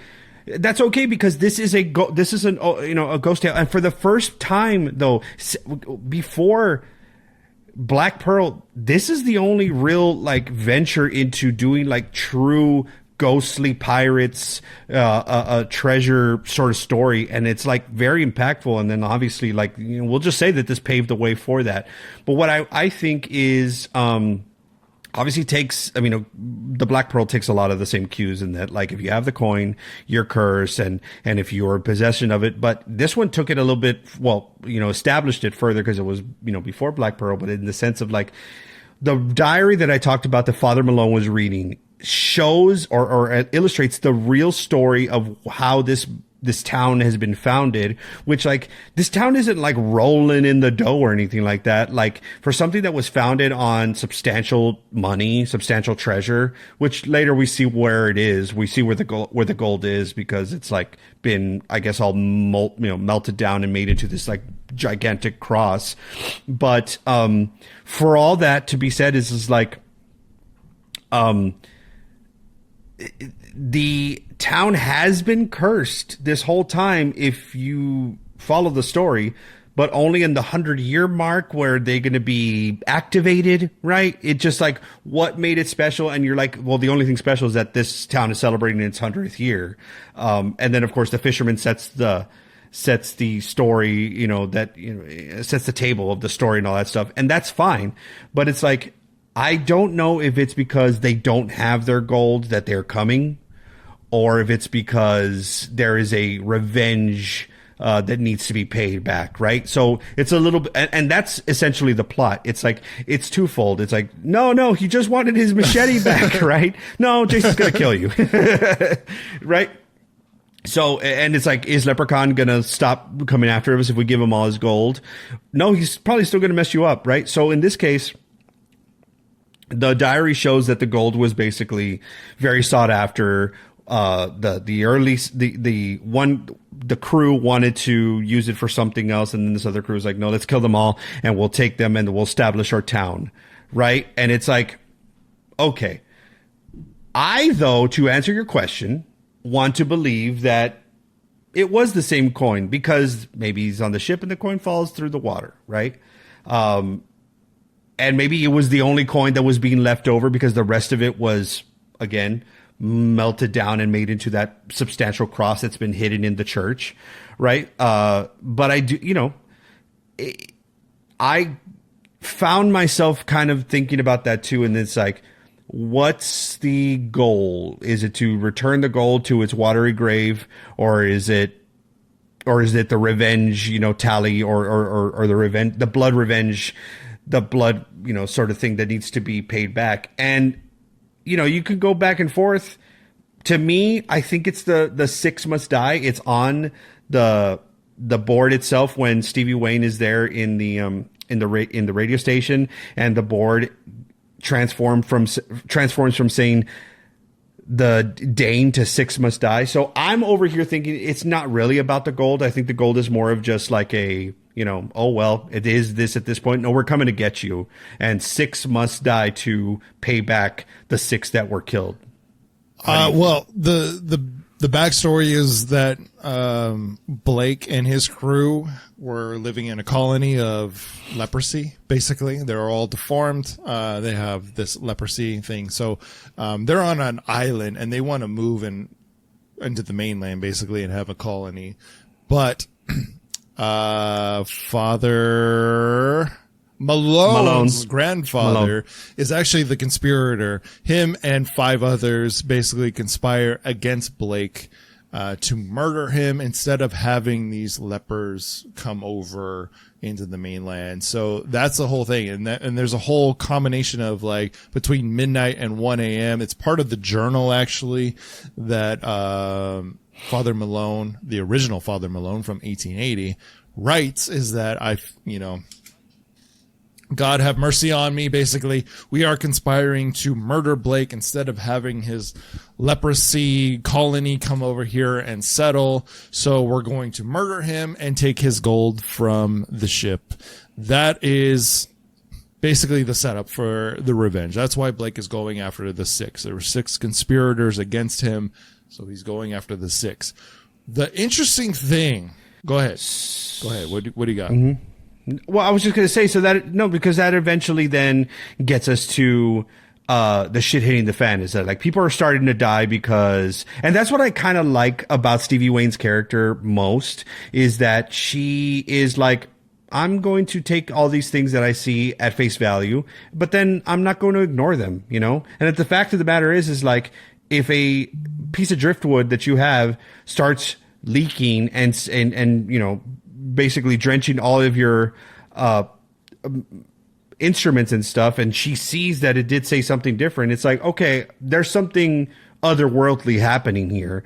So the fact that she picks up right away, there's something about this fog that's rolling in. It's obviously the last time we saw anyone interact with the fog were these fishermen who it rolled by them and it killed them all, right? So she picks up, she's like, there's obviously something going on with this fog. And I like that. I like when the characters are smart and it's all like, there's got to be a logical explanation for this. Have you noticed that like not really anybody does that? And that to me is one of my favorite types of stories to tell, is like, no, this is very well could be that there are ghosts and they're trying to kill us because we can see that it's happening, right? I mean, only really one time does it happen with, Charles Cyphers' character. He's a bit of, he's overly cocky and stuff. So, and then that's what, ends up happening to him.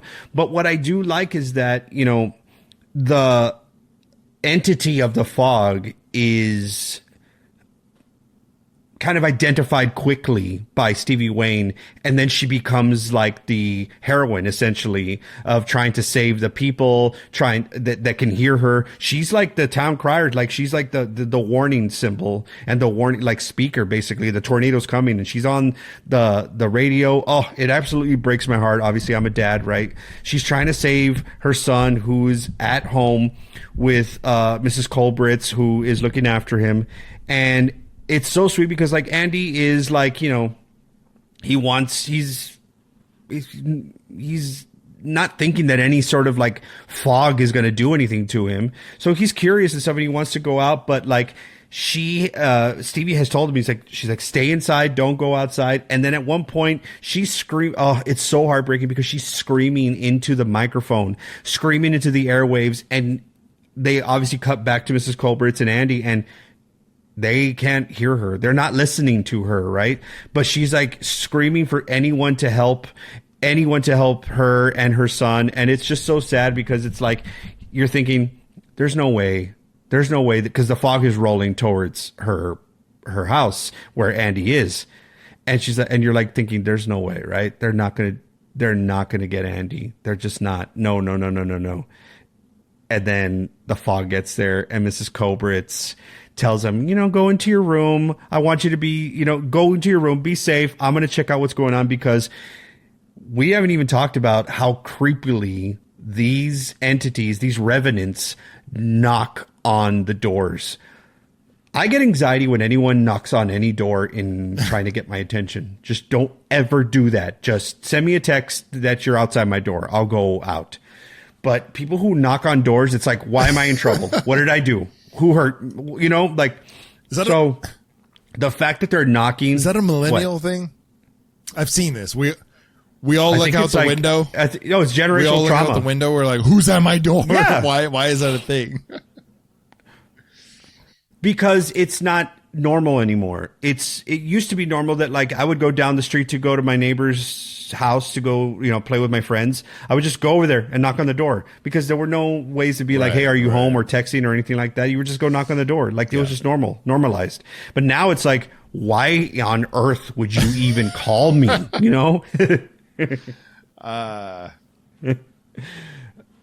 But that moment is so like, it's the tension is high, because it's like, it's basically telling you a few stories or like a few vantage points all at the same time. You're seeing what Stevie is doing, because she sees the fog rolling and she's screaming, somebody, Andy, don't go into the fog. She's screaming at her son. She knows that her son's not listening, or at least she picks it up. She starts changing her cadence. She starts now saying, if anyone can get to my house, please, someone get my son. He's trapped in the fog. And at that time, the sleuth pair of Nick Castle and the hitchhiker Jamie Lee Curtis are going around, and they hear it. They hear what's going on. So he freaking flips a bitch and starts hauling ass over there, because he's going to help. And the thing is, when you cut back to Mrs. Colbritz and Andy, Mrs. Colbritz tells him to go into his room, and he does, and he closes the door, dude, and she opens the door, and you're like, no, Mrs. Colbritz.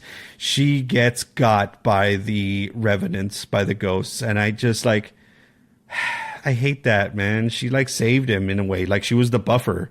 But obviously, as Stevie keeps on screaming and keeps on yelling into the airwaves, Nick Castle saves the day. Freaking, if you think that Tom Atkins was sexy before, he just freaking busts in there with his high shoulders, his broad shoulders, and he freaking elbows the window, and he's like, come on, kid. And then the kid's just like, Andy's like, yeah.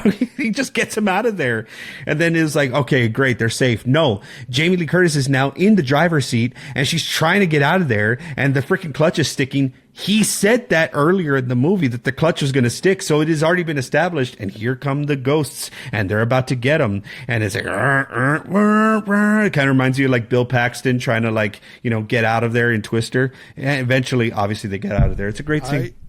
I just want to say, because of the way this episode has gone, when you wrap up, like when Danny Gonzalez wraps up like 4 scenes in about 5 minutes or whatever it's been, It's one of my favorite things.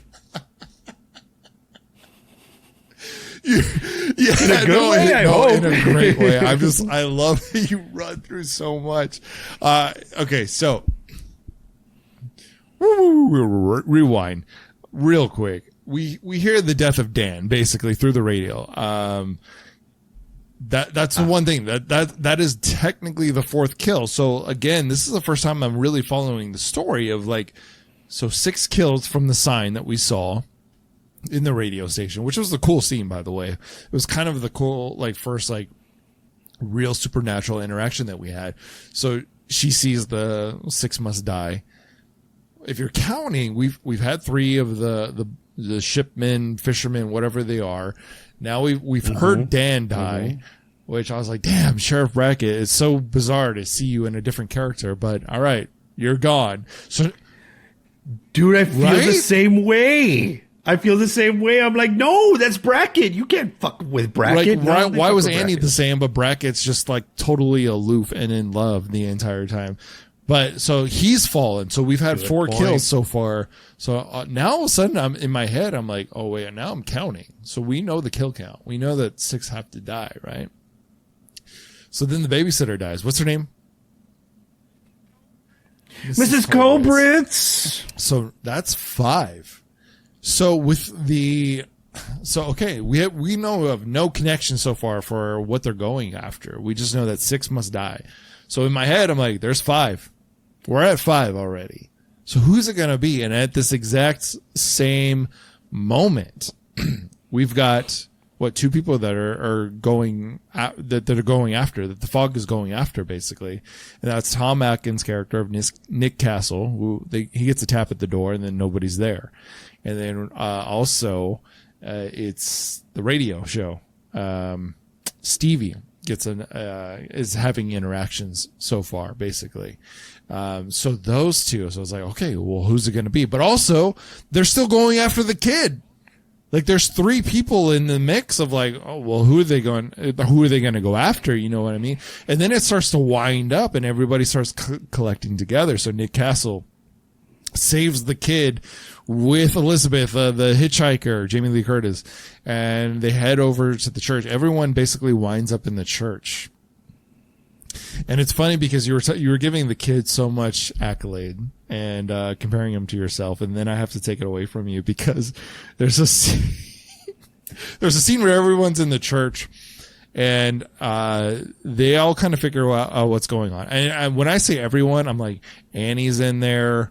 Annie.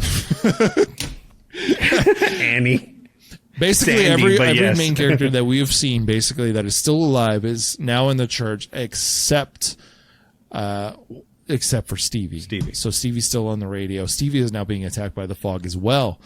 She's heading up the tower. There's so much happening at one time. You know what I mean? There's like 3 or 4 scenes happening at one time. It's what adds to the chaos of it, and maybe why it ended up working out so well. Mm-hmm. So while they're in the church, they kind of. By the way, just before you continue, everything that you're talking about right now was all reshoot. Yeah, because this was a very short, like, kind of basic PG thing. So everything's now chaotic, and this is what probably is the best part of the film. So everyone that's in the church is now panicking and reading through the journal and reading more of the journal. We've already established that Father Malone was like, I can't read anymore. I already know what my grandfather did. I'm ashamed. So now they're continuing to read on and saying like, oh, there's a debt to be paid. 6 must die. The gold of my ship must be recovered from Blake.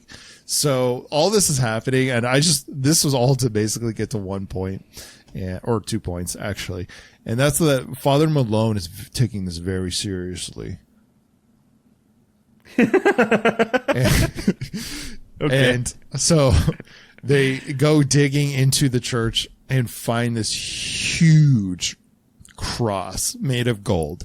And that is assumed to be Blake's gold. It's the treasure that the founders of Antonio Bay have collected, and it's all there. And he basically understands, like, I need to sacrifice myself with this cross. And he walks out of there, and the kid the way the scene the way the scene plays out, Father Malone, again, very serious in this role, in this moment, is taking the cross, and it's obviously very heavy. It's almost half his size. He's holding it. It's very heavy, and he's like going into this closet and taking his time and slowly like trying to get into this room. And the kid is just standing there staring at him. And I guarantee you somebody's like, say the line, say the line, say the line. And he goes, and he's not even looking at Father Malone. He's just like, don't go in there.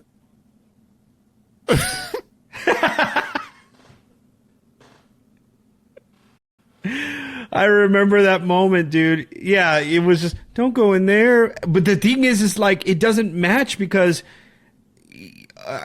Andy, can you not see that the rest of the party is being grabbed and attacked by all these ghosts that are like breaking the stained glass window, the stained glass sugar glass? But yeah, he's like, don't go in there. And dude, Father Malone is just like, you saw nothing. It's just trying to go into the main hall. And he's just like, I'm gonna go over the here. The beats of the scene just took like, so long. He's like, I'm trying. It's like Jared Leto in Urban Legends. Like, are we cutting the scene yet? Wow. I don't know. What's going on, guys? Yeah. I'm in my apartment. I said all my lines. What are we doing here?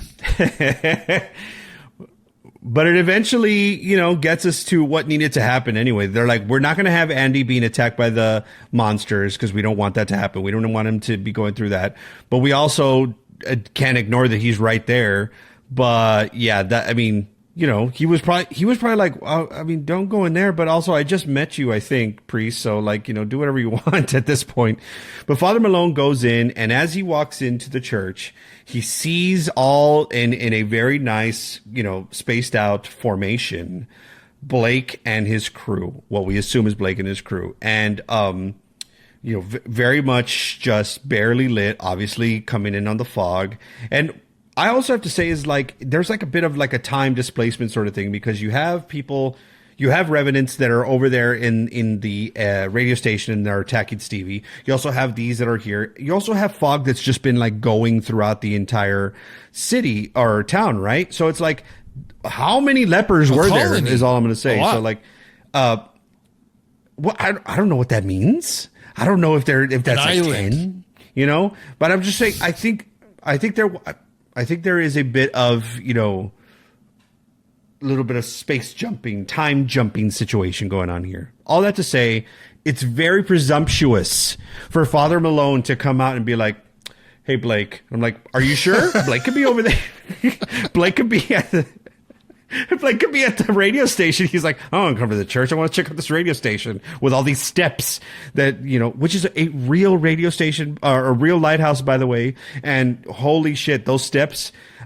Oh, I was always saying like, oh, that's so cool. Like you're walking all those steps and she's like walking to the lighthouse to go to the radio station. I'm like, no, at the end of the night when you're exhausted and you're just like, dun, dun, dun. And let's say it's like crazy high tide. Anyway, back to the church. Father Malone is like, he's like taking the cross and it's like way bigger than him. And it's like, dang, this prop must have been practical, or he's an exceptional actor. Both could be true. So he's going out there and he sees, as I mentioned, the formation of the revenants. He sees them. Blake has got red eyes and like a dew, right? He's got a bit of a mullet situation. And Father Malone is hugging the cross and he's like, take me.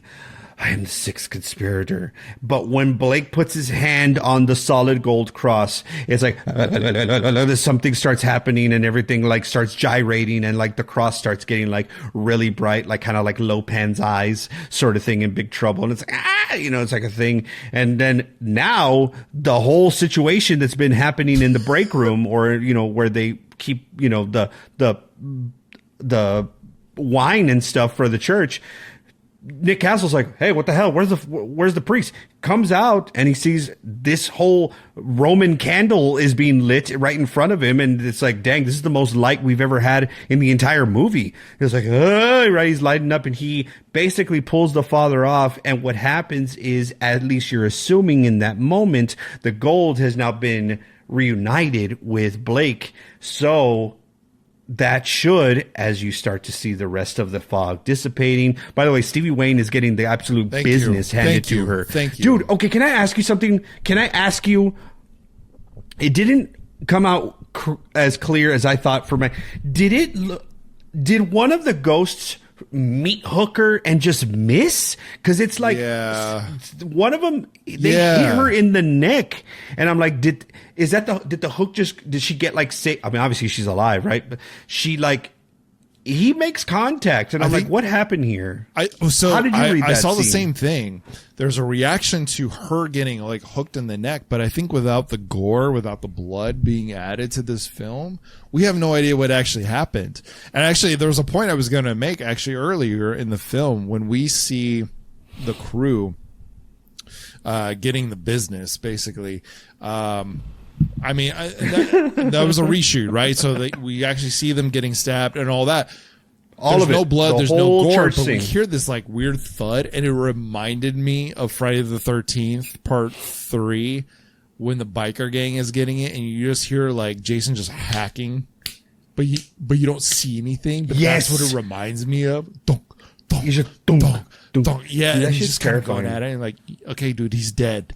But that's what the sound reminded me of. So when she is getting on the tower, one, I just want to say, I wanted to go back to this.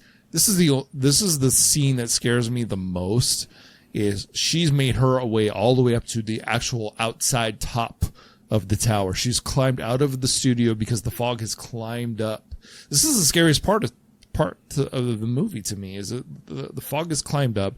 There's shadows in the fog. There's shadows with hooks and swords and all kinds of shit in the fog. So she has made her way on top of the outside part of the tower, and there's somebody chasing her up the ladder, basically.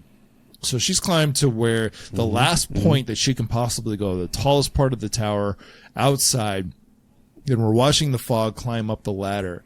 And when we do that, we see a hook come up to the tower, to the top of the ladder, and behind her is a figure. And that is the scariest part of the entire movie to me, is when she is at the very top, the last resort, because she's been chased by the fog, and the figure in the fog, there's something still behind her and she doesn't even know about it. That is the most terrifying part. So now she's got two things coming at her, and listen, it's Drake's people. They're kind of piratey. They're leopards. We start to see some of the effects budget come out here. They're green for some reason. I don't know. There's maggots on. There's one maggot. We hadn't budget for one maggot on this scene. So there's two people. There's two leopard pirates with one maggot on them converging on her. That is fucking scary. And like, okay, so back to the point. Yes, you asked a question. I did see her get stuck in the neck. I don't understand it at all. I don't know what happened. She had a reaction to it. There's no blood in the movie. So it is a little, there's some confusing parts at the end of this movie, I've got to say. The only thing that I think might have happened is that they try it's a hook, right? So they try to like stab her, and like maybe the hook just kind of like goes around and doesn't penetrate. That's the only thing I could think of, but it's like, I don't know. But yes, after the gold is reunite, what game? Pirates from the Fog, or The Fisherman from I Know What You Did Last Summer? The Fisherman, not even close. The Fisherman, Ben's son. So the gold has been reunited with Blake. The fog dissipates. So do the ghosts. There has not been a sixth kill. And basically, the movie takes us to the eventual end where everyone is like, what is going on? Okay, I guess we're all fine. Stevie Wayne has a nice wrap up on the... I love that she's like, oh shit, well that was weird. Let me go wrap up the night and get on the radio station again, basically to, pay, to honor the promise, which is like, you set up the promise that she is the town spokesperson, the town voice, and she should sign us off for the night. But it's not the actual super last thing we hear, because Father Malone, who could not let sleeping dogs lie, comes out and, trying to be the martyr of it all, just comes out from and is in the hall where the whole thing went down. Everyone else has gone home, and everyone else has probably left town by that matter. He's there, and it's there. I gotta tell you, dude. While I have a problem with him trying to die, I think that this movie was done very well. This scene was done so well, because it's like when you have there's a big gathering, or it's school or something like that. Let's go like you have a bunch of people over or something like that, or you're at a party and you're the last one left because you have to I don't know, clean up or something like that. And maybe all the lights got turned off and there's a silence. You're like, gosh, this place was filled with so much energy and so much. I mean, if it's a party's sake, it was so much fun and laughter. But in this case, it's so much went down here. I almost died here. Why am I still here? If it was me, it would be I don't want to be there at all. This is where I probably will never visit again. It's like the steps at The Exorcist at the end of the movie. It's like something went down here, and it's why are we? So they capture it so well. Carpenter shoots it so well that when Malone comes from the back, it's you hear his feet kind of shh, shh, shh. And he's just kind of dumbfounded. He's not realizing what has happened, or he is, but something that's sticking with him is, why did I live?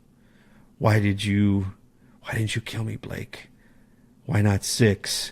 Asks all these questions, and Blake, who probably was already back down in the depths of Davy Jones' locker with his gold, is chilling, and he's like, man, this priest just won't leave it alone. Fine, let me go get my 6 as well. He got his cake and he ate it too, Lance. He got the gold and he got the 6th. Because what happens? As soon as he asks these stupid questions that ask you, that is putting it out there so that you can just get got, he turns around and there's Blake with the magnificent sword and frickin' thwashed, schwink, schlank, just one, actually. One fatal blow, and kills Father Malone. And that's how The Fog ends, folks.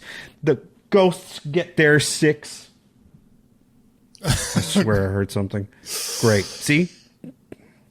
Me talking shit. Blake is Loomis too. is here, but but the thing is, the fog is dissipated. Blake and his crew of lepers got not only their gold back, but they got their sweet, sweet revenge. And that's how Antonio Bay survives. I mostly love this is the iconic part of the movie to me, is everything is done. The smoke has settled, and he kind of goes back over the scene of the crime, sort of a thing, of where he got saved, even though he tried to sacrifice himself, and the smoke pops back again. The smoke has dissipated. It's gone. Even the radio station is completely cleared. Everything is cleared of the fog, but then it comes back for Father Malone. And that is the most iconic scene, where they're just there. And that, to me, I don't know if it's in frame right now, the poster behind me, but that is the most iconic scene to me, is Blake and his cohorts there to finish the job, get the final 6. You mentioned really quick. You mentioned The Exorcist in there somewhere. I had to say it. I had it in my notes. I forget the exact scene that it happens, but you are the soundtrack man of Slash's Paradise. There is a soundtrack song. When I heard it, I was like, oh my God, it's the perfect mix of Halloween and The Exorcist. And I fucking melted hearing it. And I thought of you immediately. I was like, how have you never mentioned this before? Is there a vinyl for The Fog? Because you need to have it. If you don't, it's the classic like John Carpenter Halloween ding ding ding ding ding ding, but then the Exorcist like pipes kind of come into it. Oh, dude, it gave me chills when I heard it because I had my TV full blast. Remember, like the sound on this movie is kind of wild because there's some crazy sounds that I think are just meant to unnerve you, and then of course the John Carpenter soundtrack always comes in. It always hits in the way that it does. But I heard that I was like, this man was putting full display of all his inspirations, all the stories he's ever told or ever heard, excuse me, and wanted to tell into this movie with his friends. I love The Fog. I just do.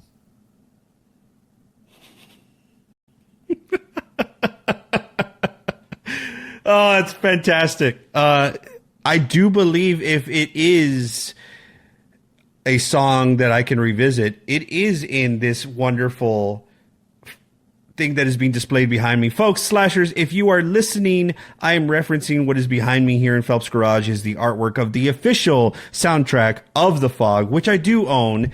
And I will say, Lance, that I can co-sign that. I can co-sign that there is a bit of a mix between Halloween and Tubular Bells in the Fog theme. Dun dun dun dun dun dun dun dun dun ding ding ding ding ding ding ding ding ding ding ding. But under that is it's very, very good. I do think that Carpenter has a style, and when he's scoring his music, right, and you can always kind of hear influence from the Halloween, and that's definitely in this soundtrack and this theme as well.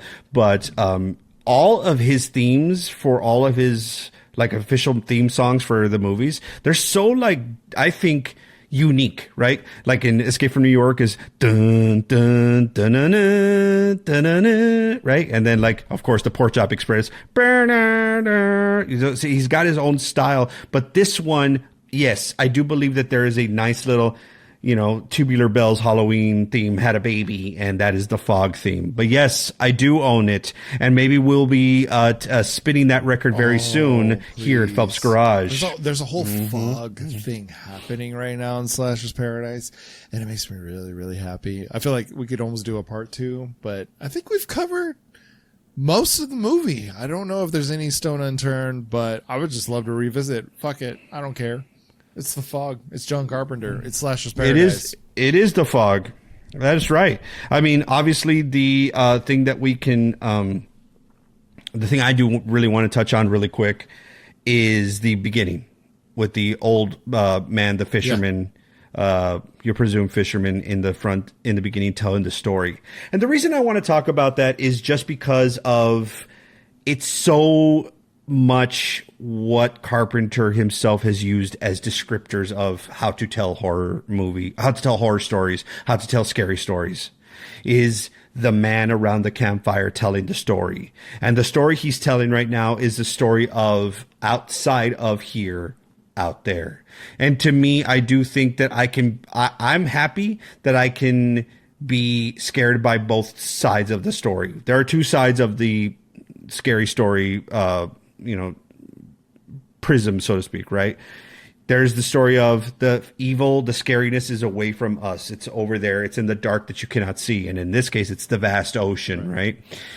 Or the other story you tell, and which some people are like, this is the one that like really fucks with me, is that the evil is here, right? In this campfire. It's us, it's you, it's me, right? It's, I forget what the quote is like, I have met the enemy and he is us, right? That's something that Carpenter says in the documentary. But what I love about it is that like, it's not the guy in part 2 of Friday the 13th part 2 saying the Jason story, which is kind of like your traditional, I'm going to fuck with my friends sort of story. This is a classic tale being told by a classy gentleman actor who is just like taking us through the beats, not skipping a moment, has the watch, and he's like, 12 away. I just love it. He sets the table. But what I know now about how Carpenter feels about that setting is like, yeah, he was definitely, this is something that was in the original cut for sure. Like, he's like, I want to tell this ghost story because this is the shit I want to tell. So I do love that scene. It sets the table so magnificently because right after that's done, you go into hearing Stevie Wayne's voice and it's like, oh yeah, I'm in on this shit. According to my research, that was actually an added scene to extend the cut of the film. Boo! But I do agree that it actually sets the tone. It adds the ghost story. Like, it makes it actually tells you the story, and that's so important to this. There's so much story. There's so much backstory. The characters tell a story among each other. But I believe, from what I read, that was one of the first scenes that was shot to add time. It's about 2.5 minutes. It's supposed to be 5. But I really enjoyed that. It really kind of sinks you into things. It reminds me a lot of Friday the 13th again. Sitting around the campfire telling that story. It's one of my favorite things in the world. Especially like, okay, just imagery wise, the only light that there is the campfire, right? And every time they film one of these things, there's complete darkness around you. So it creates this tiny little world, and it makes it so much more terrifying. I have 2 more things I want to bring up. One, you mentioned your fear of the ocean, and we didn't talk about that because I have the exact same fear, so I'm just curious. I think we've mentioned this before in the podcast, but I just want to hear your fear and the significance. Yeah, I would be happy to tell you that. I am pretty scared of what first of all, the magnitude of what is the ocean of the world, and all the different oceans, but just, the ocean. I have always been terrified of, the idea that whole cities, continents can be under there and we would have no idea. And we still don't know. We have not explored the entire ocean of this world. But there is these, it's like, and I know I'm going to get them all my goddamn suggested reels after we're done here because this shit is fucking listening to me. But it's these stupid, and they're on YouTube. And the other day I started freaking harming myself, just like going down this rabbit hole and like watching them. And it's these things where they're all AI, it's all like, computer generated scenes where, someone is like, one of the most popular ones that I've seen is like someone's on an oil rig, right? And it's like you kind of feel safe if you're on this oil rig because it's massive and you're like the waters can get like super choppy and stuff. At least I'm up here, everything's cool. First of all, I don't know how to make those goddamn things, but the point is that it's that one, and it's the person they're like recording, they're like on the oil rig, like, oh dang, then they fall into the water, which is like, the impact better kill me because I do not want to be alive for the rest of this shit. But basically is like they're like treading water, and then they do that thing where the camera goes above water and then it goes below water, and then when they go below water they see just like a face, or just like this, like it's not the face, it's like a jump scare ones that are really effective because they do make those, and I'm like, that's kind of hokey and stuff. But it's like, let's say you're underwater and you can't really see super far, but as far as you can see is just a mass of a creature. Yes. Like, like Cthulhu, that shit scares the shit out of me. Have you seen the movie Underwater? That was the one that recently, it's with, please, Lance, watch that movie. I'm writing it down right now. That is a recommended movie. What's her name from Twilight? She's done a bunch of stuff since then, but that's her defining movie. Kristen, okay. What's her name? God damn it. She's in it. And she, I'm not going to spoil it for you, but there is a, not a lot of movies have done a Cthulhu sort of thing, but it's just the idea that like, and this is a dream I've actually had, and this is where I'll end it, that I have been at the ocean, at the beach back where, I used to go all the time in South Padre Island, and that like a Godzilla-like character would come out in the farthest point that you could see, but it's a massive, creature. They come out, right? And they do this. They're like, right. They're doing their monster thing. They're creatures. They're like shaking off the water. And you are at least 15 miles away, at least, right? It's super far, but they are huge, so they can see. And they just do, you. I'm like, bye. I would probably disintegrate. And I think that's it. I think it's like what is under the ocean, and also the fact that it can be so grand. Yeah. It could be like the biggest thing you can think of. The largest thing you can think of is just like down there, like swimming, like just da-na-na-na, da-na. Actually, this is the last thing I'll say about where my legs go to, like, you know, when you get that, like that stomach, you're on a ride and your stomach kind of like turns because like they drop you or something like that. We would call them like maromas or something like that. The Queen Mary. When you go to the Queen Mary and you're walking inside the ship and you go to the propeller room, when you look down and they have the propeller all the way down there lit. I'm gonna start crying, dude. Like, that thing's so scary to me, dude. It's because the propeller itself is huge. And then I'm like, oh my God, how did the people on the Titanic feel? And then the fact that someone went down there to light it. And what if by the time that I get to the propeller, I look down and there's just somebody like this, like a ghost or like a creature. And it's looking at me like, you come here. And it grabs me. I don't know. There, I'm done. Yeah, I 100% agree. I think mine may have started with the Godzilla movie from 2000 when like all the trailers were like just massive bodies of water, like just raising, or maybe it was the Poseidon Adventure from the 80s. I don't know. Just massive bodies of water and like the mystery. And then, okay, so we're going to get into this for Texas Chainsaw Massacre, but when DVDs came out, and we'll get into this for House of a Thousand Corpses as well, there was sometimes a really cool DVD like background setter or whatever, and there'd be animations and all this kind of stuff. Okay. So yes, don't talk about Texas yet. We're not going to talk about House yet.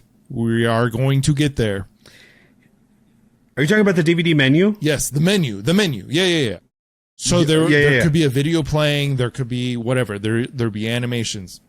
The fucking stupidest thing of all time. Men of Honor, Cuba Gooding Jr. It's about like scuba diving military. When you hit play, I think the screen was like you're on a ship or something like that. When you hit play, for some reason, it would dive into the ocean, Danny, and it fucking freaked me out. I never wanted to watch. I couldn't watch. Every time I hit play, I had to like look away.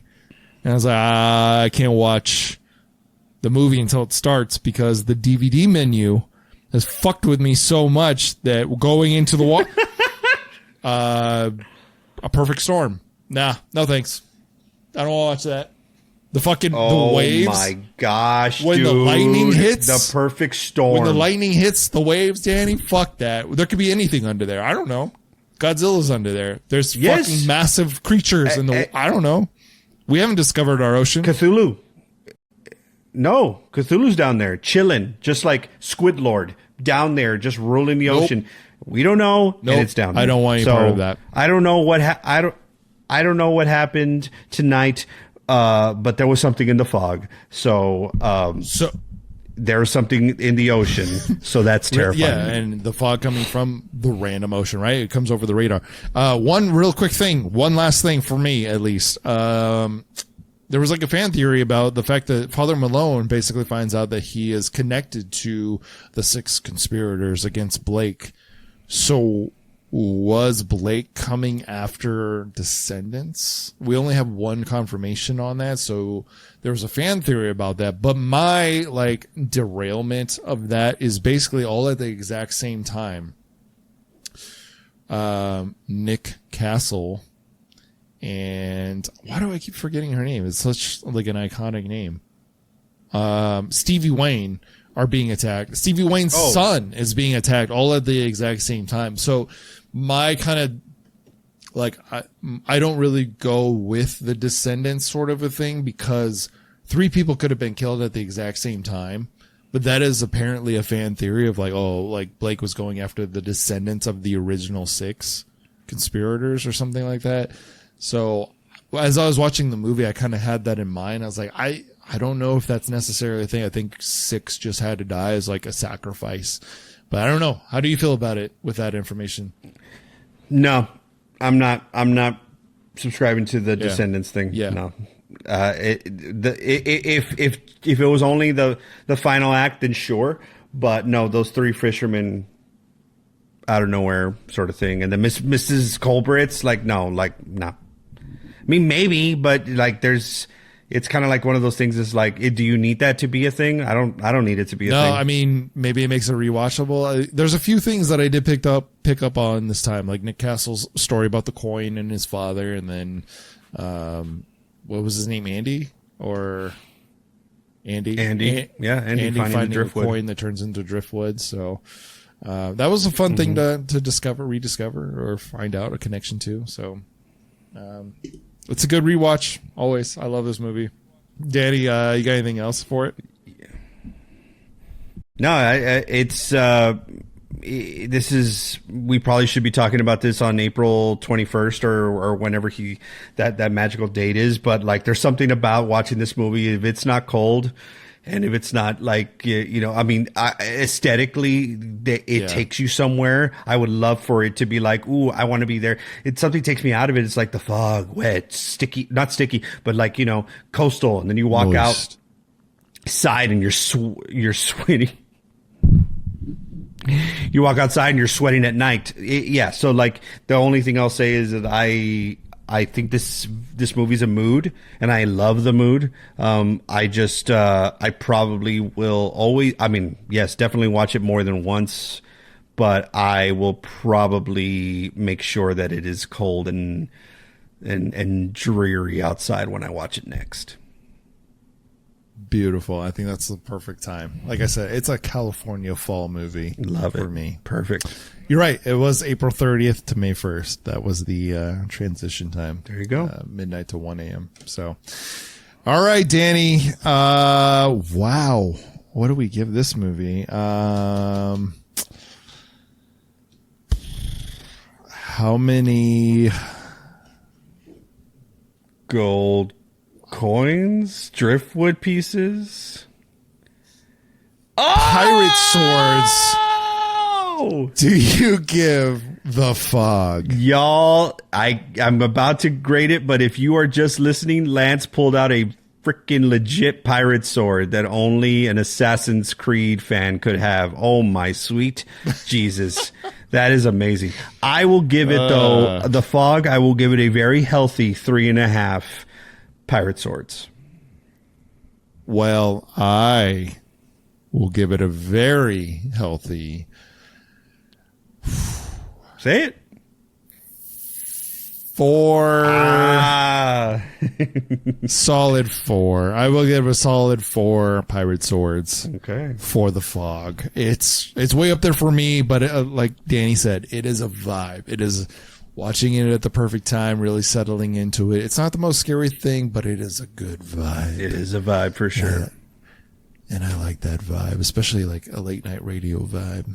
Give me more KAB. How about that? All right. Until next time, that's Danny, and I'm Lance reminding you to lock your doors, bolt your windows, and I don't know what happened to Antonio Bay tonight. Something came out of the fog and tried to destroy us. In one moment, it vanished. But if this has been anything but a nightmare, and if we don't wake up to find ourselves safe in our beds, it could come again. To the ships at sea who can hear my voice, look across the water into the darkness. Look for the fog. And join us next time in our Slasher's Paradise. Can I get a stomach pounder and a Coke? Hey, did you see anything you like? Thanks for checking out Slasher's Paradise tonight. Be kind and rewind by liking and subscribing to our videos on YouTube at Dead Candy. And if you'd like to continue supporting us wherever you do get your podcasts, we just ask that you rate and review us 5 stars.